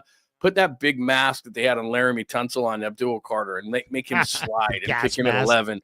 Like that dude, I mean, today, tomorrow, whenever he gets into camp, he's going to get 10, 12 sacks right away. I mean, he's like Jared Verse, but better. Like what he did for the Rams this year, that's what Carter is going to do right away for whatever team gets him. That dude is such a badass. So I'm not saying it's realistic. If I had the first pick if I'm Tennessee, I know that Will Levis puts mayonnaise in his coffee, and therefore he should never be my starting quarterback. But if I'm Tennessee, you're not a quarterback away, guys. And Cam Ward and Shedeur Sanders aren't it. I would take Carter with the first overall pick, or I would trade down with a quarterback needy team, try to stay within the top 5 and get Carter. I love that guy. He's not going to be on the board, but like I said, guys slip. It's the weirdest thing. Guys slip in that range where the Niners are. Micah Parsons. What was Micah Parsons? The 12th pick in the draft? Like Carter reminds me of Parsons. And it's like, how is Mike? Like, I remember that draft. I'm sure you and I were sitting next to each other. Like, why is no one's going to take Micah Parsons? And he sat there for like, you know what happened? Dallas. It was like, you know what happened there is that Micah Parsons got involved in a really, really ugly hazing incident at Penn State. Let's spread that rumor that happened to Carter. Get him. Yeah, exactly. Spread rumors. I don't know about Abdul Carter, but Micah Parsons had some really bad hazing situation, and he was projected to go in the top 3 or 4 picks of the draft. That's what I mean. He fell because and so was Jalen Carter. Like, I'm just like, Jalen Carter had a car issue. Yeah, there was a guy who died. He didn't do it, but he was around. Situation. Yeah, so that was a bad deal. Look, I'm joking. I don't want anything to happen to tank these guys, but it just seems like every year a guy that you're going, why is he not off the board, is sliding in that range. And if we've talked about them moving down, which I wouldn't be against because I think they need to with their, as you've pointed out, the top heaviness of their salary situation, they need to bring in a boatload of guys. But if somebody like that is slipping, I like Mason Graham. Mason Graham, I don't think is Jalen Carter. I like him, but I'm not in love with him. But if he were there, Will Johnson, the corner out of Michigan, I don't think they need they don't need corners as much, but I like him. Williams, the kid out of Georgia, is like, he's central casting as far as his body is concerned. On a Nautilus machine. He does. He looks like, he's gonna, you're gonna win all bus team with him. Yeah, he's the first guy off the bus. Yeah. So I gotta see, what he does at the combine and stuff. But I really like him. What are some other guys? Offensive line. That's the one thing is I don't think they're gonna go offensive line in the first round because I don't think they need to, because I think there's just a ton of great offensive linemen that are coming out of this draft. But there's some really good offensive linemen, and I don't think I'm not as big on Banks. I like Campbell, the kid out of LSU, but a couple of guys, Simmons, the kid out of Ohio State. There's a couple of Ohio State guys that are really nice, but I don't want to see them taking one of those guys at 11. I don't know. Maybe it's just me. And I know that everybody, like Mayoko did a mock draft the other day, and he took Tyler Warren at 11. And I love Tyler Warren, and you and I have talked about Kittle, and I think Warren is just a notch below Bowers. But, man, there are like 10 tight ends in this draft that are killer. And if the Niners – I'll say this about it, and then I'll go to you because I know you got a lot more guys than I do. If the Niners don't come out of this draft with a solid backup finally for George Kittle, then I don't know what draft they're going to do it in. Because honestly, there are maybe there's not 10, but there's probably 8 really good tight ends in this draft, and they've got to get one. And I don't think they have to get one at 11 because it's so deep, but I think they need to go defensive line in the first round, or trenches defense first round. And then second round, maybe one of those offensive linemen that slips. And then in that third round area, I think that the kid out of Michigan, or Evans, the kid out of Notre Dame, or Fannin, the kid out of Bowling Green, or we go down to LSU as a really nice tight end. Like there's a number of tight ends that they can get. And if they can't get one to complement Kittle, then I give up. Like, seriously, I give up. And I don't know if they can pick him, because Latu sucked at Alabama and he sucked here. Oh, and Willis is an H-back type. He was never going to block well enough. I guess he's still on the roster, but he's not any good. They got to get somebody. It's not the top priority, which is why I don't think they're going to take Tyler Warren at 11. Somebody's going to overdraft him because they don't want to miss out on the next Brock Bowers. I really like him, especially go back and watch the USC game. What did he catch? 20 balls in that game. He was ridiculous, and I love him, but I'm not taking him at 11. So anyway, that was a long-winded answer. Sorry. No, that was really long-winded. I'm going to give you 3 names that I love, and they're not going in the first round, but I love these guys. And See, this is why I love you, man. You're like, come on. 3 guys that I just absolutely love. You're an amateur. Absolutely love. Absolutely love. I'm going to share the screen on this one. This is Demetrius Knight from South Carolina. He's from Locust Grove, Georgia. This guy's unbelievable. MVP, team captain of the team, 6-year player. Started at Georgia Tech, transferred, all ACC academic honor roll. Super smart guy. Super smart guy, linebacker, so fast. So fast. 4-year starter at quarterback in high school. The guy's incredible. His cousin, by the way, is D'Angelo Hall. Very nice. So he's got some fire in him, right? Yeah, exactly. He's also a distant cousin of Gladys Knight and Aretha Franklin. Wow. Yeah, seriously. Hey, Anyway, I got to tell you something. Demetrius just for those, Knight. to give you, like, you have cred when it comes to the draft. But when we were doing a draft show a number of years ago, Dre Greenlaw ran a 4.73 coming out. Right. And he was out of Arkansas. Nobody liked him. You were telling me about Dre Greenlaw before the draft. And I was looking at tape of him, and he looked a lot faster than the 4.73. And that's what you told me. Go watch Dre Greenlaw. He's a lot faster than 4.73. I really like this guy. They take him in the 5th round, and I remember going to you going, bro, they took your guy. And then yeah, that was it. That was it. Yeah, you loved him. You loved him. So when it comes to linebackers, man, I'm on you, whatever you say. I do seriously. Linebacker is probably one of my favorite positions. So Demetrius Knight. And there's a lot of fast linebackers, but that guy's amazing. And he closes space so fast, and the guy's so smart. And then I saw some interviews that he did, and he's like one of these guys that like nothing's ever good enough. Like he's like one of these guys that nothing except for ultimate success is ever good enough, which I love that kind of personality type. I hate the guys who are like, I thought I was pretty good. No, you sucked. I'd rather have the guys who are like, you know what? I sucked. And they're like, no, dude, you're badass. No, I still suck. You know what I mean? I was kind of the opposite of this in high school. Hey, did you do good on the test? Yeah, I think I did good. C-. Then, my brother would come home. Hey, did you do good on the test? No, I think I bombed it. A-. It's like, you just I was the same way. I feel really good about this thing. I feel good. I don't know why. I'm fired. I'm telling you, same thing. Thing. So that's the first guy, Demetrius Knight. Now, this second one I'm going to show you comes from Guy Haberman. I interviewed Guy Haberman, who does a lot of college football.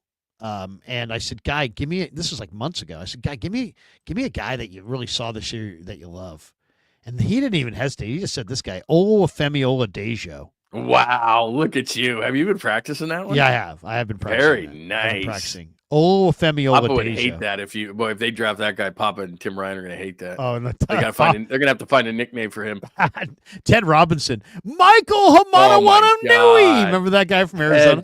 Michael Hamanawananui. I mean, he just sat in front of the mirror, but man, when it came down to it, man, he nailed it. He nailed him. Oluwafemi Oladejo. Okay, so great name. He is a NorCal guy. He's from Elk Grove, up near Sac. He went to Consumnes Oaks High School. He started off at Cal, and he was an inside backer. He was a stack backer at Cal, and he was good. I mean, I can remember watching him at Cal. So he plays 2 years at Cal. Another super smart guy, academic honor roll, 3-time member of the academic honor roll. And you say, well, Krug, why do you keep talking about smarts? Because football players are really smart. The difference between who makes it and who doesn't make it are the guys who make it are smart.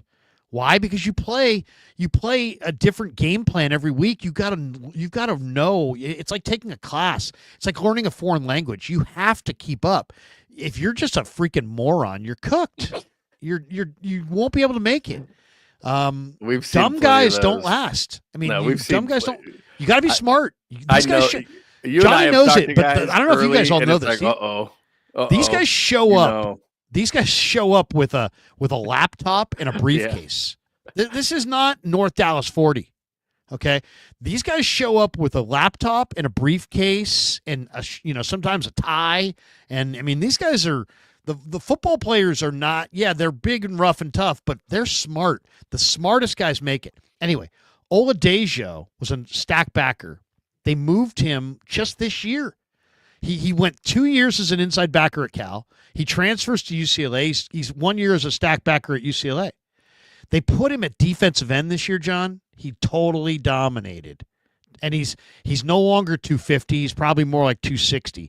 He went to the Shrine game. He totally dominated the one-on-ones. And then in the game, he had a sack. He's kind of like a tone-setting player. He's like the guy that gets everybody super fired up and ready to go. He's the guy that's going to lead you out of the tunnel. I mean, he is just, wired to lead. Super smart, super athletic, unbelievably aggressive. 260 pounds now on a 6'3" frame. Edge rusher. Beastly edge rusher, Olufemi Oladejo. That's the second guy I like. I love that you just nailed that name. You just nailed him. You nailed it like 5 times. And my favorite guy in the draft, is this 5'10", 270-pound center who I think could replace Juszczyk. They list him here at 6 feet, 275. He's more like 5'10", 285. He's more like 5'10", 285. Now, the only reason I know this guy is that my buddy, who I scouted with in the Canadian League, the great Rick Mueller, is now working as Coastal Carolina's recruiting coordinator. Right? Is that a connection to Randy Mueller? No. Yes, his little brother. Oh, is it really? Oh, yes, wow. Randy's little brother. Yeah, okay. Randy is a good friend too. Randy's back with the Saints now. Randy was doing a podcast for a while, doing the media thing. He was working for The Athletic. He's now just signed on with the Saints. So I tried to get him on the show the other day, and he's like, hey. 2-step, like, that's beefy. That's 5'10", 285. I mean, okay? Dude, seriously. 5'10", 285. And so that's he like transferred. Patrick Ricard of the Ravens. What's Ricard? Right. 300? This guy could play center, he could play guard, or he could play fullback. And he's just a monster. You got a picture of him? I got to see this. I got to see this guy. Are you not seeing him? 5'10", 285. Hold on a second. Wait a second. Am I not? Yeah. Oh, wait. I'm still on. I still got the UCLA guy up. I want to see this guy. Hold on. I want to see 5'10", 285. I mean, seriously, that's beefy. Let me stop sharing there. If that guy comes home for like Christmas break or something, you're like, oh man, dude, he's crushing the table. Lampkin. Yeah, here's Lampkin. There he is. Seriously, look at that. That is what is he plays center and guard, interior center guard. But I mean, I'm telling you, this guy could be a fullback. 6 foot, here's why I love him, Johnny. Here's why I love him. This guy, if you go back and dig deep into the files, and I had some people kind of tell me about this guy early on. He is not just a great offensive lineman. He was an all-world wrestler. So this guy was unbelievable. He was 40. He finished as the Class 3A state runner-up in the 2018 wrestling thing as a junior in high school. He was 46-4. Then won his weight class with a perfect 9-0 record at the Disney Dual meet in June of 19. He was the number one wrestler, ranked as the number one wrestler in Class 2A his senior year. I love the wrestling background. He defeated this guy named Mason Arnold from Jesuit High School in Tampa in the finals with a takedown in the final 34 seconds. He wrestles at 285, and he was 47-0 his senior year in high school.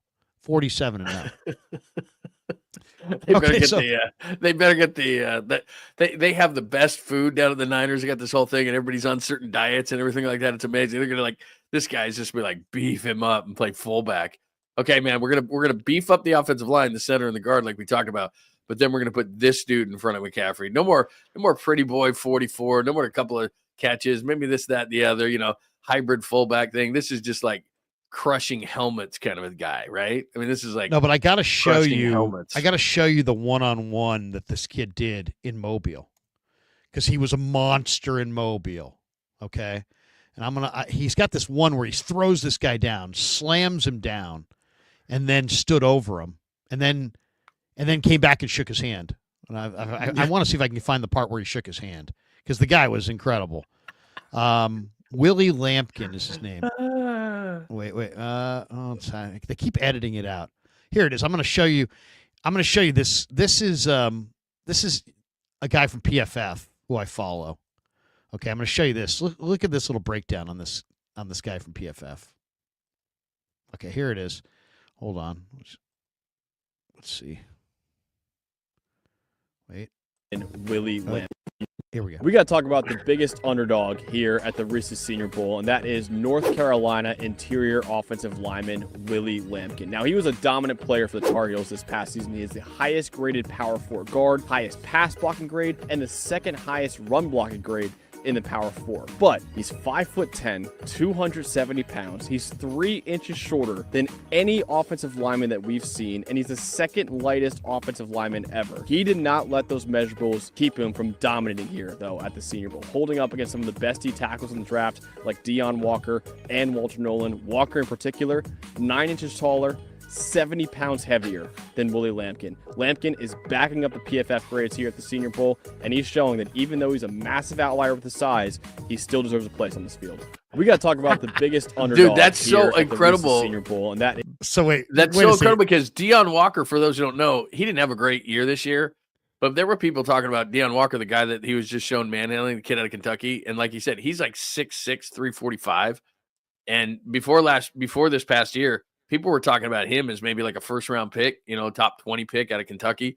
And he just didn't have a very good year. And then that dude at 5'10", 270 just manhandled his ass. I mean, Walker's like 6'6", This is my favorite rep. 345. This is my favorite rep of the week, though. Watch this rep. He manhandles this guy, throws him down so hard, steps over him, which is true disrespect, then comes over and offers his hand. Watch this. Watch Lampkin here at the end. Throws that guy down. Ooh. Steps over him. Oh, wait, I'll go back and shake his hand. Hey, how you doing? That's just awesome. That is just awesome. Probably what happened too is dudes were looking at him like, seriously, this little guy is going to try to block me, and then all of a sudden he's just like you said, that wrestling background. 5'10", 270. It's probably more like 5'11", 285. But I mean, beast. And when you're a wrestler, what I love about the wrestling thing is when you get on that wrestling mat, it's either you or him, right? There ain't no, hey, man, you get a participation trophy. Nope. You either win or you lose. And I love that because, so much in team sports is about like the group thing. But, man, I mean, you got to block that guy across from you. And guys who take it personally, and the guys with the wrestling background, they play with leverage. I mean, could you imagine that guy as a lead blocker? Instead of Juszczyk on the goal line, now you're scoring. Now you want to score in the low red zone. You want to run the ball in the low red zone. Put 285-pound guy who's 48-0 as a wrestler who played offensive line at North Carolina. Put that guy in the backfield and see what that looks like in front of Juice. Let's get a little of that going. Seriously, that dude. Really, I don't know what he's. I don't know. They probably won't Lampkin. draft him because he's so small.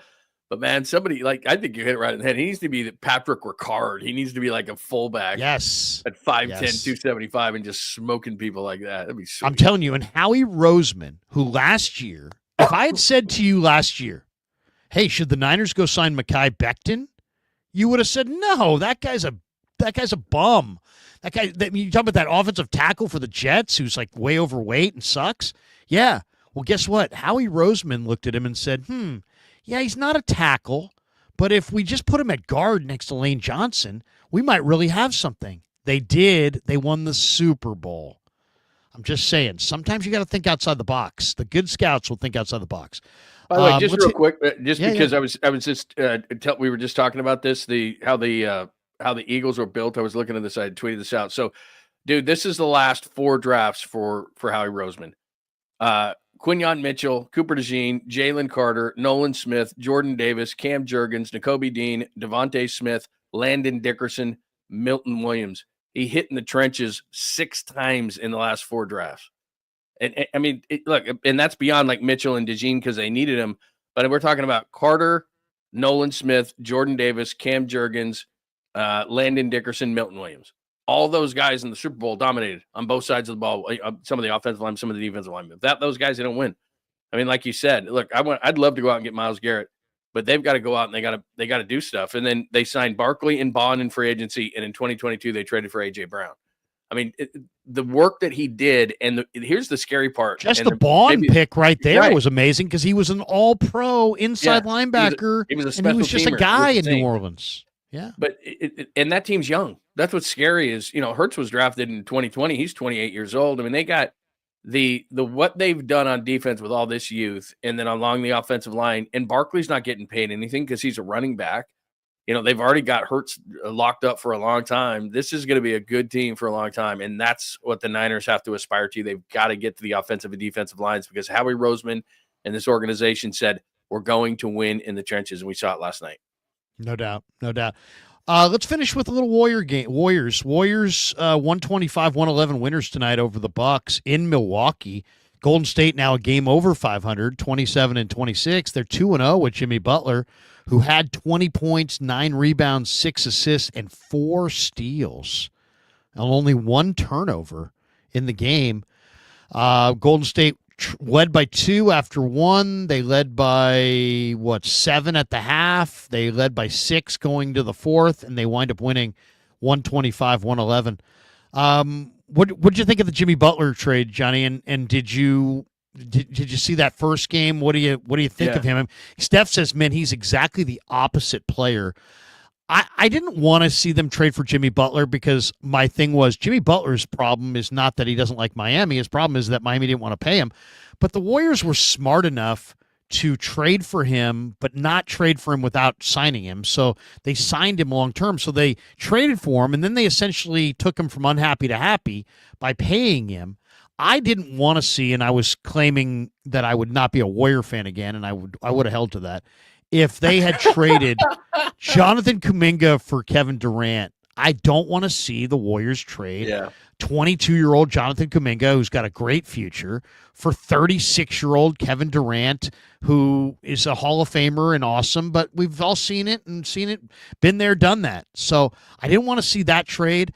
I like this trade because I didn't like Wiggins. I thought Wiggins needed a change of scenery, and I like the fact that Jimmy Butler will do what the Warriors nobody else will do, and that's take it inside, get fouled, and go to the line. And it's like, in some ways, since that's his game, he's kind of the perfect complement because the Warriors they never go to the line. They always shoot for fewer free throws than their opponent, but not tonight. The Warriors shot 38, Bucks shot 34, and Jimmy Butler had 15 free throws. Yeah, he has 28 in 2 games. He was 11-13. He's the perfect player in that way. He doesn't shoot threes. We talked about it. He gets to the rim, and it causes a real conundrum for Bob Fitzgerald, whose whole game is screaming at a level that only dogs can hear about fouls on the other team and how the Warriors don't get to the line. Hey, Bob, there's a skill in getting to the free throw line, and Jimmy Butler is showing you what it is. How about don't jack a bunch of threes, play a physical game inside, force the officials to make those calls, and you can get to the free throw line. Nobody's anti-Warriors getting to the free throw line, but when Steph's 35 feet from the basket jacking it up, which is totally fine because he can hit those, you're not going to get the call, Bob. Oh, I can't believe there's not a foul call. It's like, hey, bro, now Jimmy Butler's gotten 28 free throws in 2 games. If you have a skill, which his is to get to the rim that way, which will then open things up because he's a really good playmaker, then he's gonna hit, not only Steph, but Podziemski and whomever else is out there. Quentin Post, you saw in that first game in the first quarter, he didn't do it for a long time, but he's gonna open things up for a lot of guys. And then like tonight, it's not like I don't have Jimmy's numbers right in front, 4 for 12 from the field. If Jimmy's off on a certain night, he can score 20 because he's going to get to the line, which gives you as an older team an opportunity to gather yourself, to get the other team in foul trouble, to be physical. And it's like running the ball in football, tire out the other team because they actually have to play defense with Jimmy Butler around because you're not just jacking a 30-footer with 22 left on the shot clock. So yeah, right now everything's fine. The only thing that does make me nervous is everybody's in that, new job kind of a thing, and everybody's really happy and everybody loves the chemistry. When they inevitably go through something, is Draymond Green going to say something to Jimmy that Jimmy doesn't like and all that kind of stuff? That's going to be the thing because Jimmy's kind of like Durant in that he doesn't need the ball and he's not going to complain about the ball. And everybody knows that it goes through Steph, and Jimmy will get his share of clutch, touches and opportunities and those kind of things. And the number one thing, you hit it right on the head. Jimmy got paid. If Jimmy didn't get paid, he wouldn't be here. And I know that for a fact because I had heard from a really good source that when Jimmy said he wasn't going to come here, Jimmy had no problem coming here. The first thing was, hey, Jimmy, we've got a deal in place. Would you come here? Do you have an extension for me? No, not interested. The Suns actually had an extension for him, but they couldn't work out a trade because Bradley Beal has one of only 2 no trade clauses, LeBron being the other. And so Bradley Beal went, nah, I'm good. So it completely stalled that out. So they had an extension for Jimmy, no deal. The Warriors had a deal, no extension. And the minute they said, how about $120 million? All of a sudden, Jimmy became Giddy Jimmy again. You see that press conference? He's like, oh, I just can't wait to play basketball. And oh, this is so great. And it's like, well, how come 2 days ago you didn't want to come here? You know what I loved? The question was, it was his first press conference, and I was on KMBR when it started. So I'm like watching it, and since I'm on, I'm actually kind of taking notes, right? Because I want to have a few things to say when the presser's over. And the question came up in the middle of the presser, John. Well, Jimmy, if you loved Miami so much, why did you want to leave? And he knows he doesn't want to talk about money because he's a smart enough guy. He knows he's making ridiculous money. And so the last thing he wants to talk about is money. So he's like, that's a good question. I don't really know. Yeah, I don't really know. And it was basically just like, I wanted Miami to give me $55 million over 2 years, or a 2-year deal for $55 million a year. They balked at that. And so I basically made it hell on earth for them. They had to suspend me 3 times because I was such a unhappy person, and I made things so uncomfortable for them that they wanted to trade me. And the Warriors were, if they didn't pay me, I'd be just as unhappy here. But they decided to pay me a 2-year deal for $112 million or whatever, and thus, But that was a great one. Why were you unhappy in Miami? I really don't know. Yeah, I don't know. It's so obvious. You live on South Beach. There's no state income tax. It's a good organization. Like, what else could you want? But where Pat Riley made a mistake in Miami is they said in the offseason, we're not giving Jimmy an extension. Right. Don't draw the line in the sand. Just say, hey, we'll see what happens at the end of the year. They flat out said, nah, we're not. Yeah.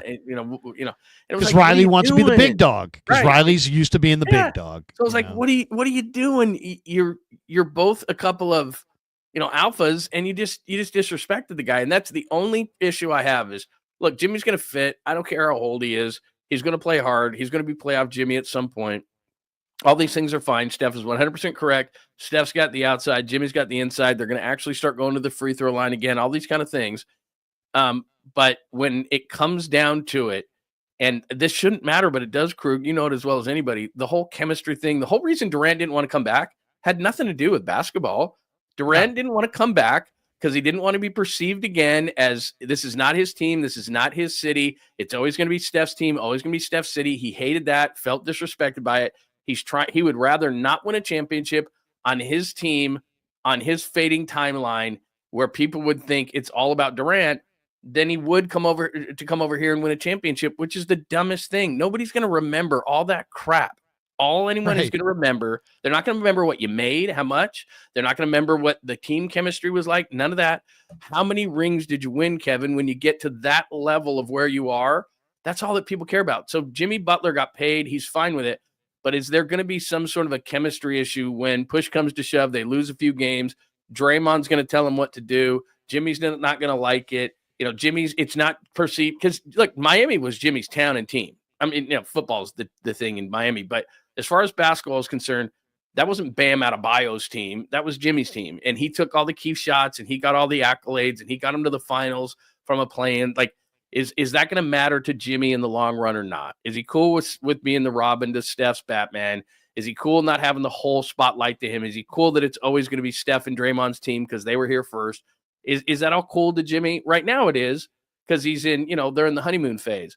But when they lose a few games, if they lose a key game, if Draymond comes over to him like he did Durant in that Clippers game, which really started the end, the crumbling started when he ripped Durant right in front of everybody. I'm telling you this, if he goes after Butler like he did Durant, it's going to go right there. Like they're going to go. But all I'll say is that I never cared about Draymond calling out Durant. Why? Because Durant is a wuss. Durant was trying to, tuck tail and get out of there, and Draymond knew he was leaving, and he called him out on it. And that's I had no problem with that. I really didn't. I didn't either. I'm not a Durant guy. Durant's battling with 11-year-olds on Twitter. Well, what's weird about Durant though and he said it again today in Phoenix. I just laughed when I heard the press conference. He's always talking about, I just want it to be about ball. I just want it to be about ball. With Kevin Durant, as great as he is, it should be just about ball and nothing else should matter, but everything does matter to him. You know, well, he was done wrong. I will say this. I mean, Bob Myers said it the other day, and he was right. He said, hey, you know what? KD was the only one who actually got blamed for coming here. I didn't get blamed as the GM for getting him. Steph didn't get blamed as the guy who needed him. Nobody got blamed except for KD, and I don't know why. I don't know why the NBA media and the NBA fan was so pushed out of shape. It's like he wasn't the first guy to join a good team, and he wasn't going to be the last guy. And people acted like the Warriors team was like this total, like, you know, team that was bought and paid for by a total free agency team. I mean, to me, the 94 Niners title is way more bought and paid for than the KD Warriors titles. But you know what? How many Niner fans walk around and go, well, you know what? We got 4 plus that 1. No, we got 5. Nobody says we got 4 plus that 1. Because that's what I'm saying. Is that's why I don't 5. Understand. You know, nobody discredits that 5th one at all. And but yet, Durant, that was bought and paid for. Carmen Policy signed all those guys. Dion, you know, Plummer, Norton, Richard Dent, Ricky Jackson, Tim Harris. I mean, come on down. All come aboard. I mean, it was an awesome freaking team, and the Niners deserved it because they had treated their players so well. But that team was the dawn of free agency, and it was a bought and paid for type team. It wasn't the same nobody talks as the other teams. What these guys don't understand in the middle of it, they will later on in their career.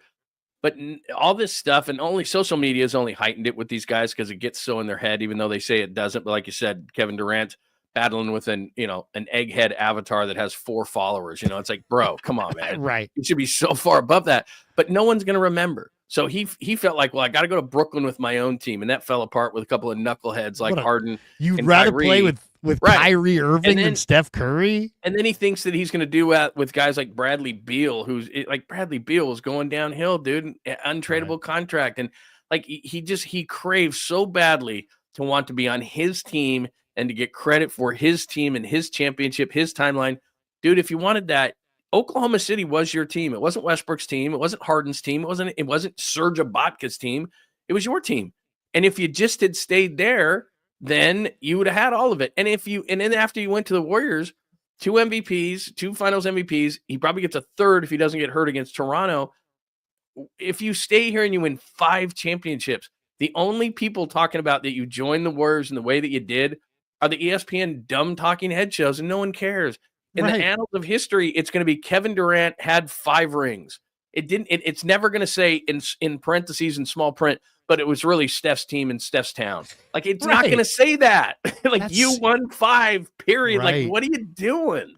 Yeah. He's so worried about everything outside of ball, but then every time the media gets to him, he goes, I just want a ball. No, you don't.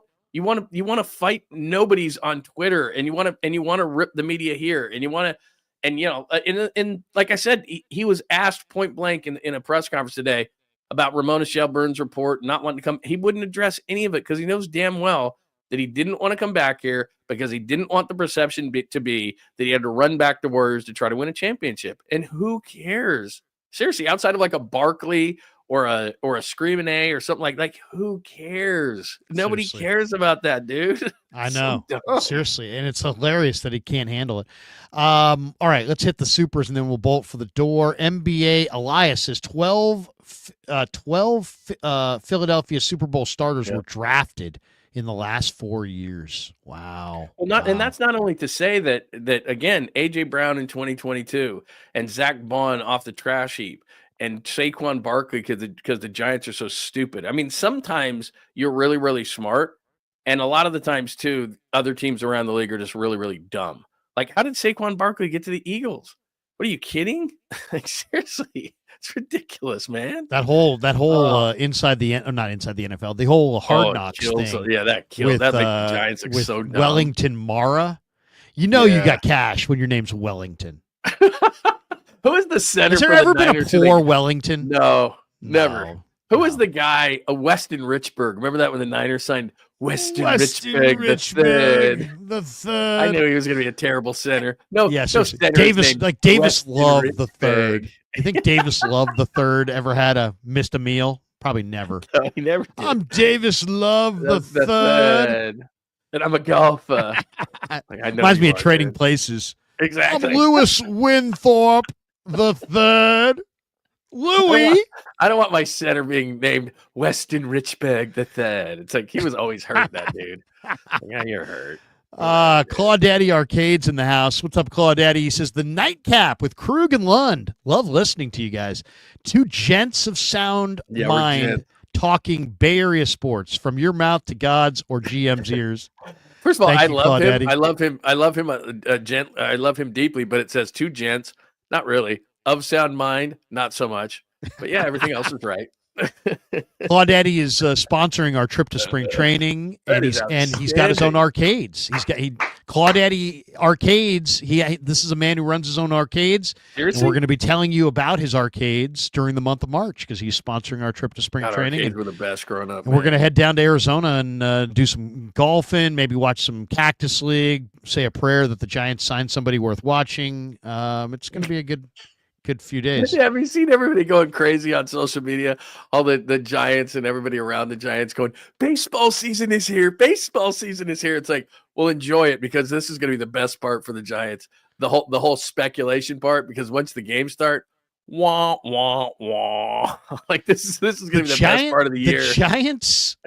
The Giants media are Uh, the Giants' biggest fans.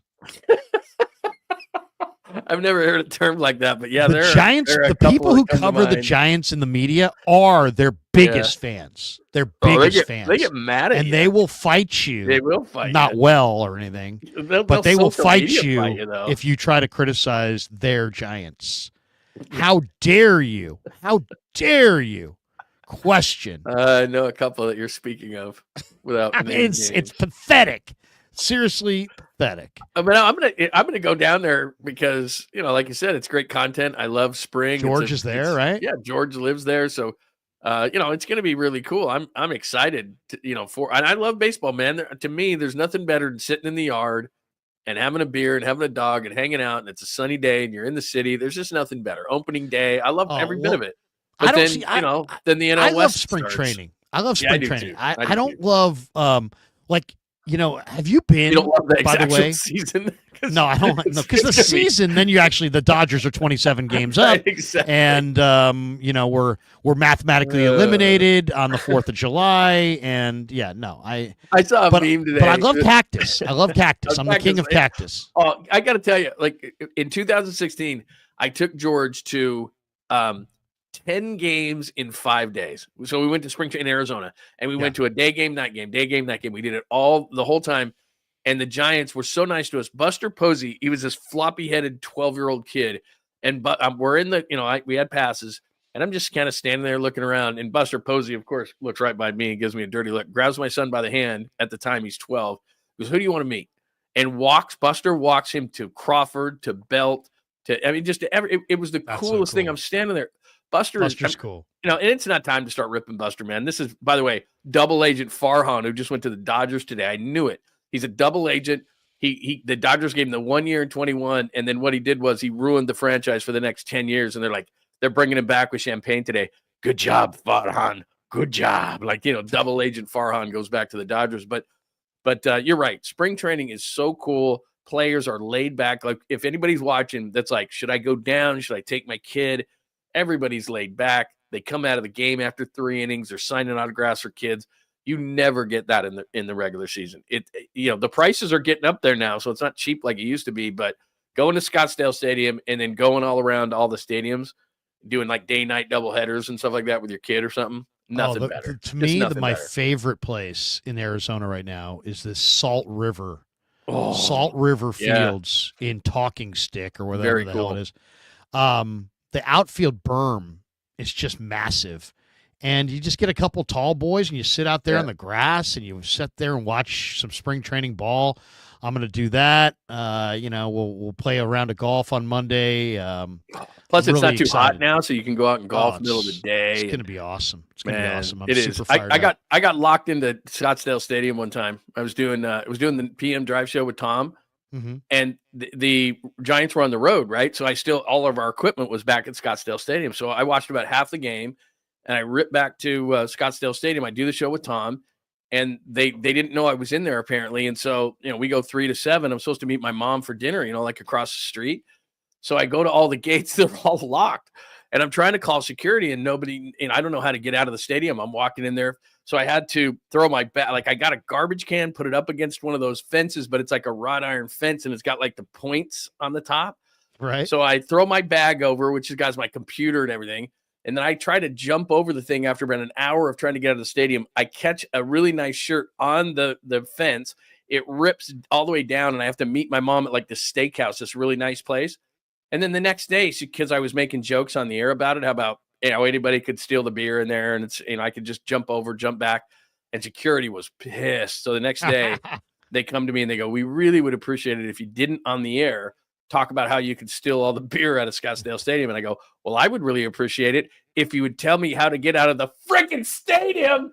And apparently there was like a red, they acted like I should know that out in like dead center field, there's a button. You have to there's a panel and you have to go all the way out to center field. And there's like a panel that you push a button and a door opens. And I'm like, how the hell am I supposed to know that? You guys locked me in here.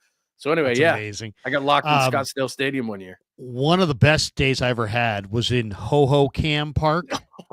The old Cubs, but now the A's place. Yeah. Right. It's the Cubs Park, right? So I'm there with Chris Townsend, okay? And that's Townie's kind of a partier.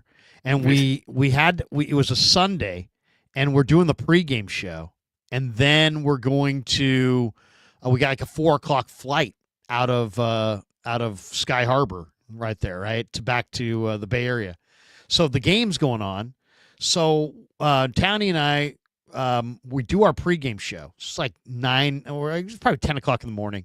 So now it's like 11 o'clock in the morning, and we're in Ho-Ho-Cam, and they have looks like a lunchroom, but it says, I'll never forget this. It says, "Welcome to the Ho's Lair." I'm not joking. No Welcome way. to the Ho's Lair. No, I mean, did they do it on purpose, or they were oblivious, or what? Get this. At Ho-Ho-Cam, they called the ushers and usherettes hoes. No, they did not. Yes, they did. Oh, that's nowadays, what they were called. How many years ago was that? Because nowadays that's a lawsuit. I mean, there's no doubt it's a lawsuit. It was, you're calling me a hoe? It was like 20 years ago. It's like 20 years ago. It was like 20 years ago. It was like in the 90s, right? What exactly is my position? What would they call my job? Oh, you're a hoe. You're the hoe. You're what? one of the hoes. You're one of the you're hoes. One of the hoes. Okay, so we go into the Ho's Lair, we take, and it's a bunch of old blue hair people, right. Sitting around eating lunch. And so we walk in, and Townie goes, let's go. And he turned around, and I go, and I pointed to, I saw an open tap. An open tap.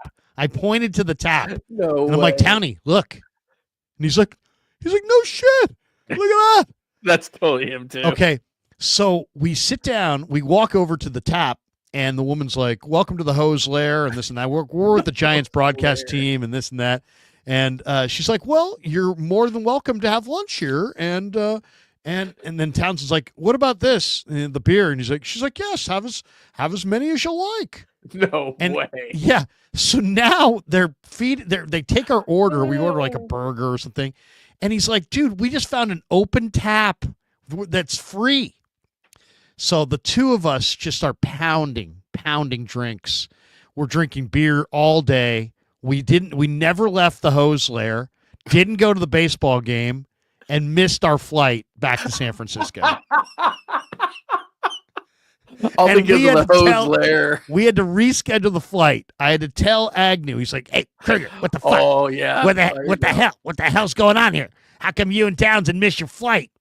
And I go, well, Bob, we were having beers at the Hose Lair. And he's like, what? Dude, that story in and of itself, and you told that on the air, right? Oh, Numerous times. Yeah, I mean, that story alone, like Bob was the program director at KBR. I mean, that story alone is worth the extra money that they paid for the flight. I mean, that's amazing. It was amazing. It was amazing. The when you walked in there, he was like, the Hose Lair, and you're a hoe, like, and you're cool with that. The Hose Lair. Oh my God. That's great. All right, that's going to do it for us. story. Oh, wait, we got a couple more things here. We got this one from James Foster. He says Aeneas Peebles. That's right, Aeneas Peebles You're is big the on him, I Vatek. know. Oh yeah, he's this guy's 6 feet 290. Krug likes the Aeneas fire hydrant Peebles. types. You like I love these that. guys. I do, because height is one of the most overrated things in pro football. Did it hurt Sam Mills that he was 5'9"? No. Did it hurt Dexter Coakley that he was 5'9"? No. Oh, he was good. If you're super fast and athletic, it doesn't matter if you're tall. I mean, does it matter that some of these running backs, maybe the greatest running back of all time was 5'7"? Barry Sanders is a tiny little guy. Tiny.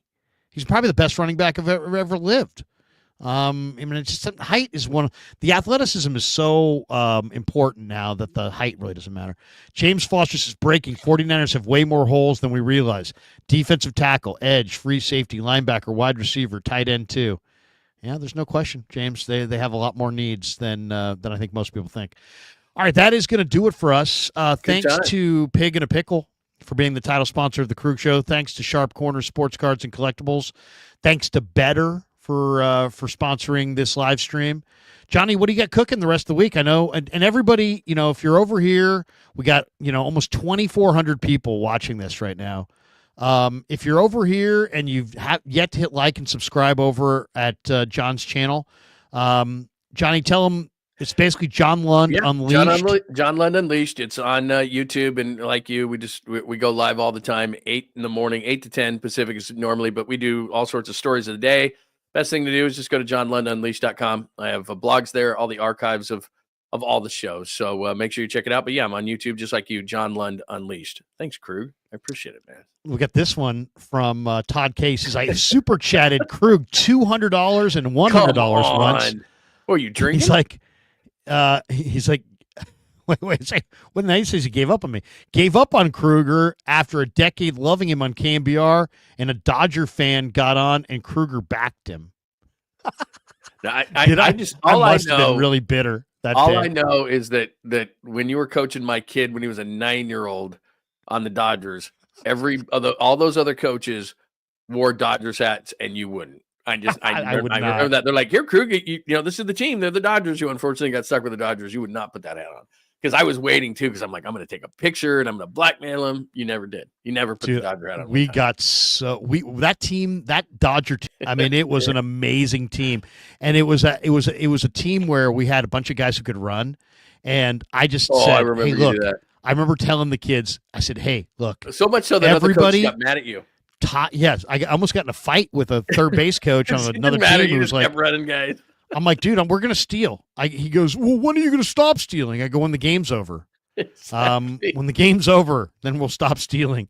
But we stole, and I told my guys, I'm like, tie your shoes tight and look for the sign, because you know what happened was I got tired of coaching Little League where everybody got to first base and they acted like they had won.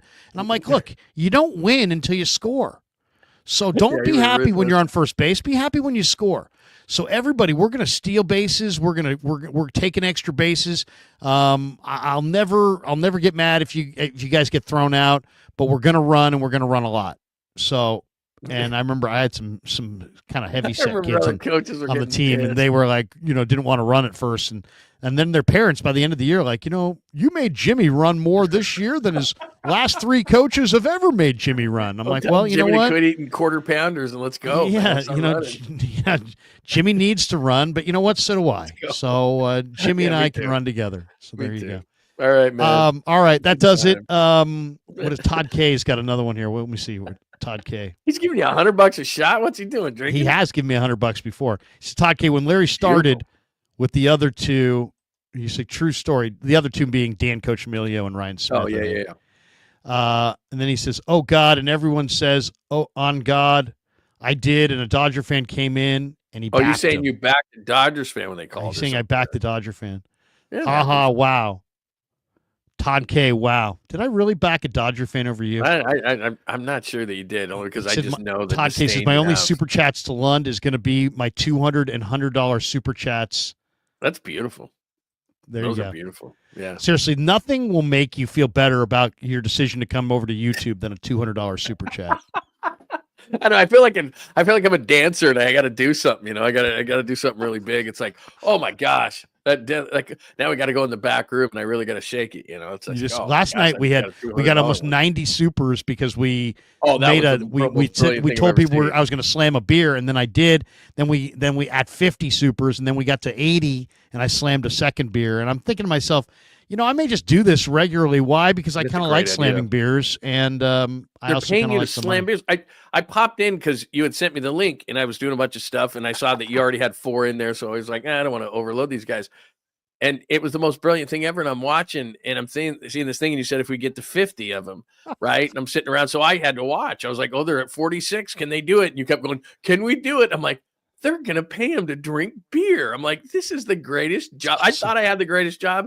That's the greatest job. Like all of a sudden they got to 50 and you chugged that Heineken. And I was like, yeah, you got to be kidding me, man. They're paying him to chug beer. I mean, this is why I love me some YouTube. It was incredible. Todd K says, and how many other people gave you a $200 super chat? MF, I think, might have given me a $500 super chat once. Or I think you got to do something. Maybe it was $250.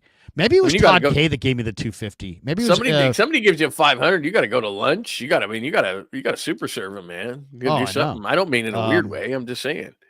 It is a lot of fun, though. I mean, as you can tell, the YouTube thing is a lot of fun. Anyway, hey, that's going to do it for us. We're 2 hours and 15 minutes in. Believe me, if we get triggered, we'll go left and right. So yeah, you got to end this thing, man. Seriously, I can't. You know, it's. Could you imagine if we just if this was like radio and you just went as long as you wanted? Oh my God, we'd have. Oh my God, Mike Holder was running our show, and he would get so mad sometimes. And it wasn't even me. It wasn't even me. It's like Greg Papa. I don't know how he does it. He has the lung capacity of like a fish or something. Like he could talk for 35 straight minutes and not even take a breath. And then I'd go to break, and a program director would come walking down the hall and go, "Why didn't you break on time?" I'm like, "What do you mean? I said 3 words that whole 35-minute segment, like when you were with Gary." It's like we just did a 25-minute segment. I said 3 words, and I tried to break in like 18 times.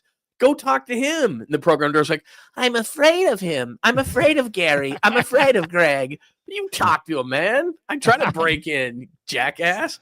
Wouldn't you love that? How come you guys didn't break on time? Because you hired a guy that doesn't have to take a breath for 35 minutes, man. That's the magic, too. Like, you know what? If you had just broken on time, this would have been the number one show in America. Yeah, that's what I knew. You don't realize how good this show would have been if you just took a break every now and then. I know. That's what I always knew that I had a bad program director when he would just say, just break on time. I'm like, yeah, like all the other great talk show hosts in the country, they get massive ratings like Stern and everything. Those guys don't break for 2 hours, but okay, I'll break. That's all the advice I have. Hey, you got any advice on the show? Any content? No, just break on time. Thanks, genius. Appreciate it. Todd K, skills going to need you here on out. Todd K, 200 Kruger. Then he says, and you said we need drama for the Dodger fan. You sell out. Wow. Come on. All right, I won't keep you going. I won't keep you going. Yada's broke almost like twice, and then I broke in again, so I'm done. Anyway, hey, thanks to everybody. Have a great night. Thanks for supporting the Krug Show. If you've yet to hit like and subscribe, go over and give John Lund Unleashed a like and subscribe. He's trying to build up his channel. Help him do so. He puts out great content. He's fantastic. Have a great night, everybody. Peace. Yeah, never met a man I've been scared of. Careful, you won't get exactly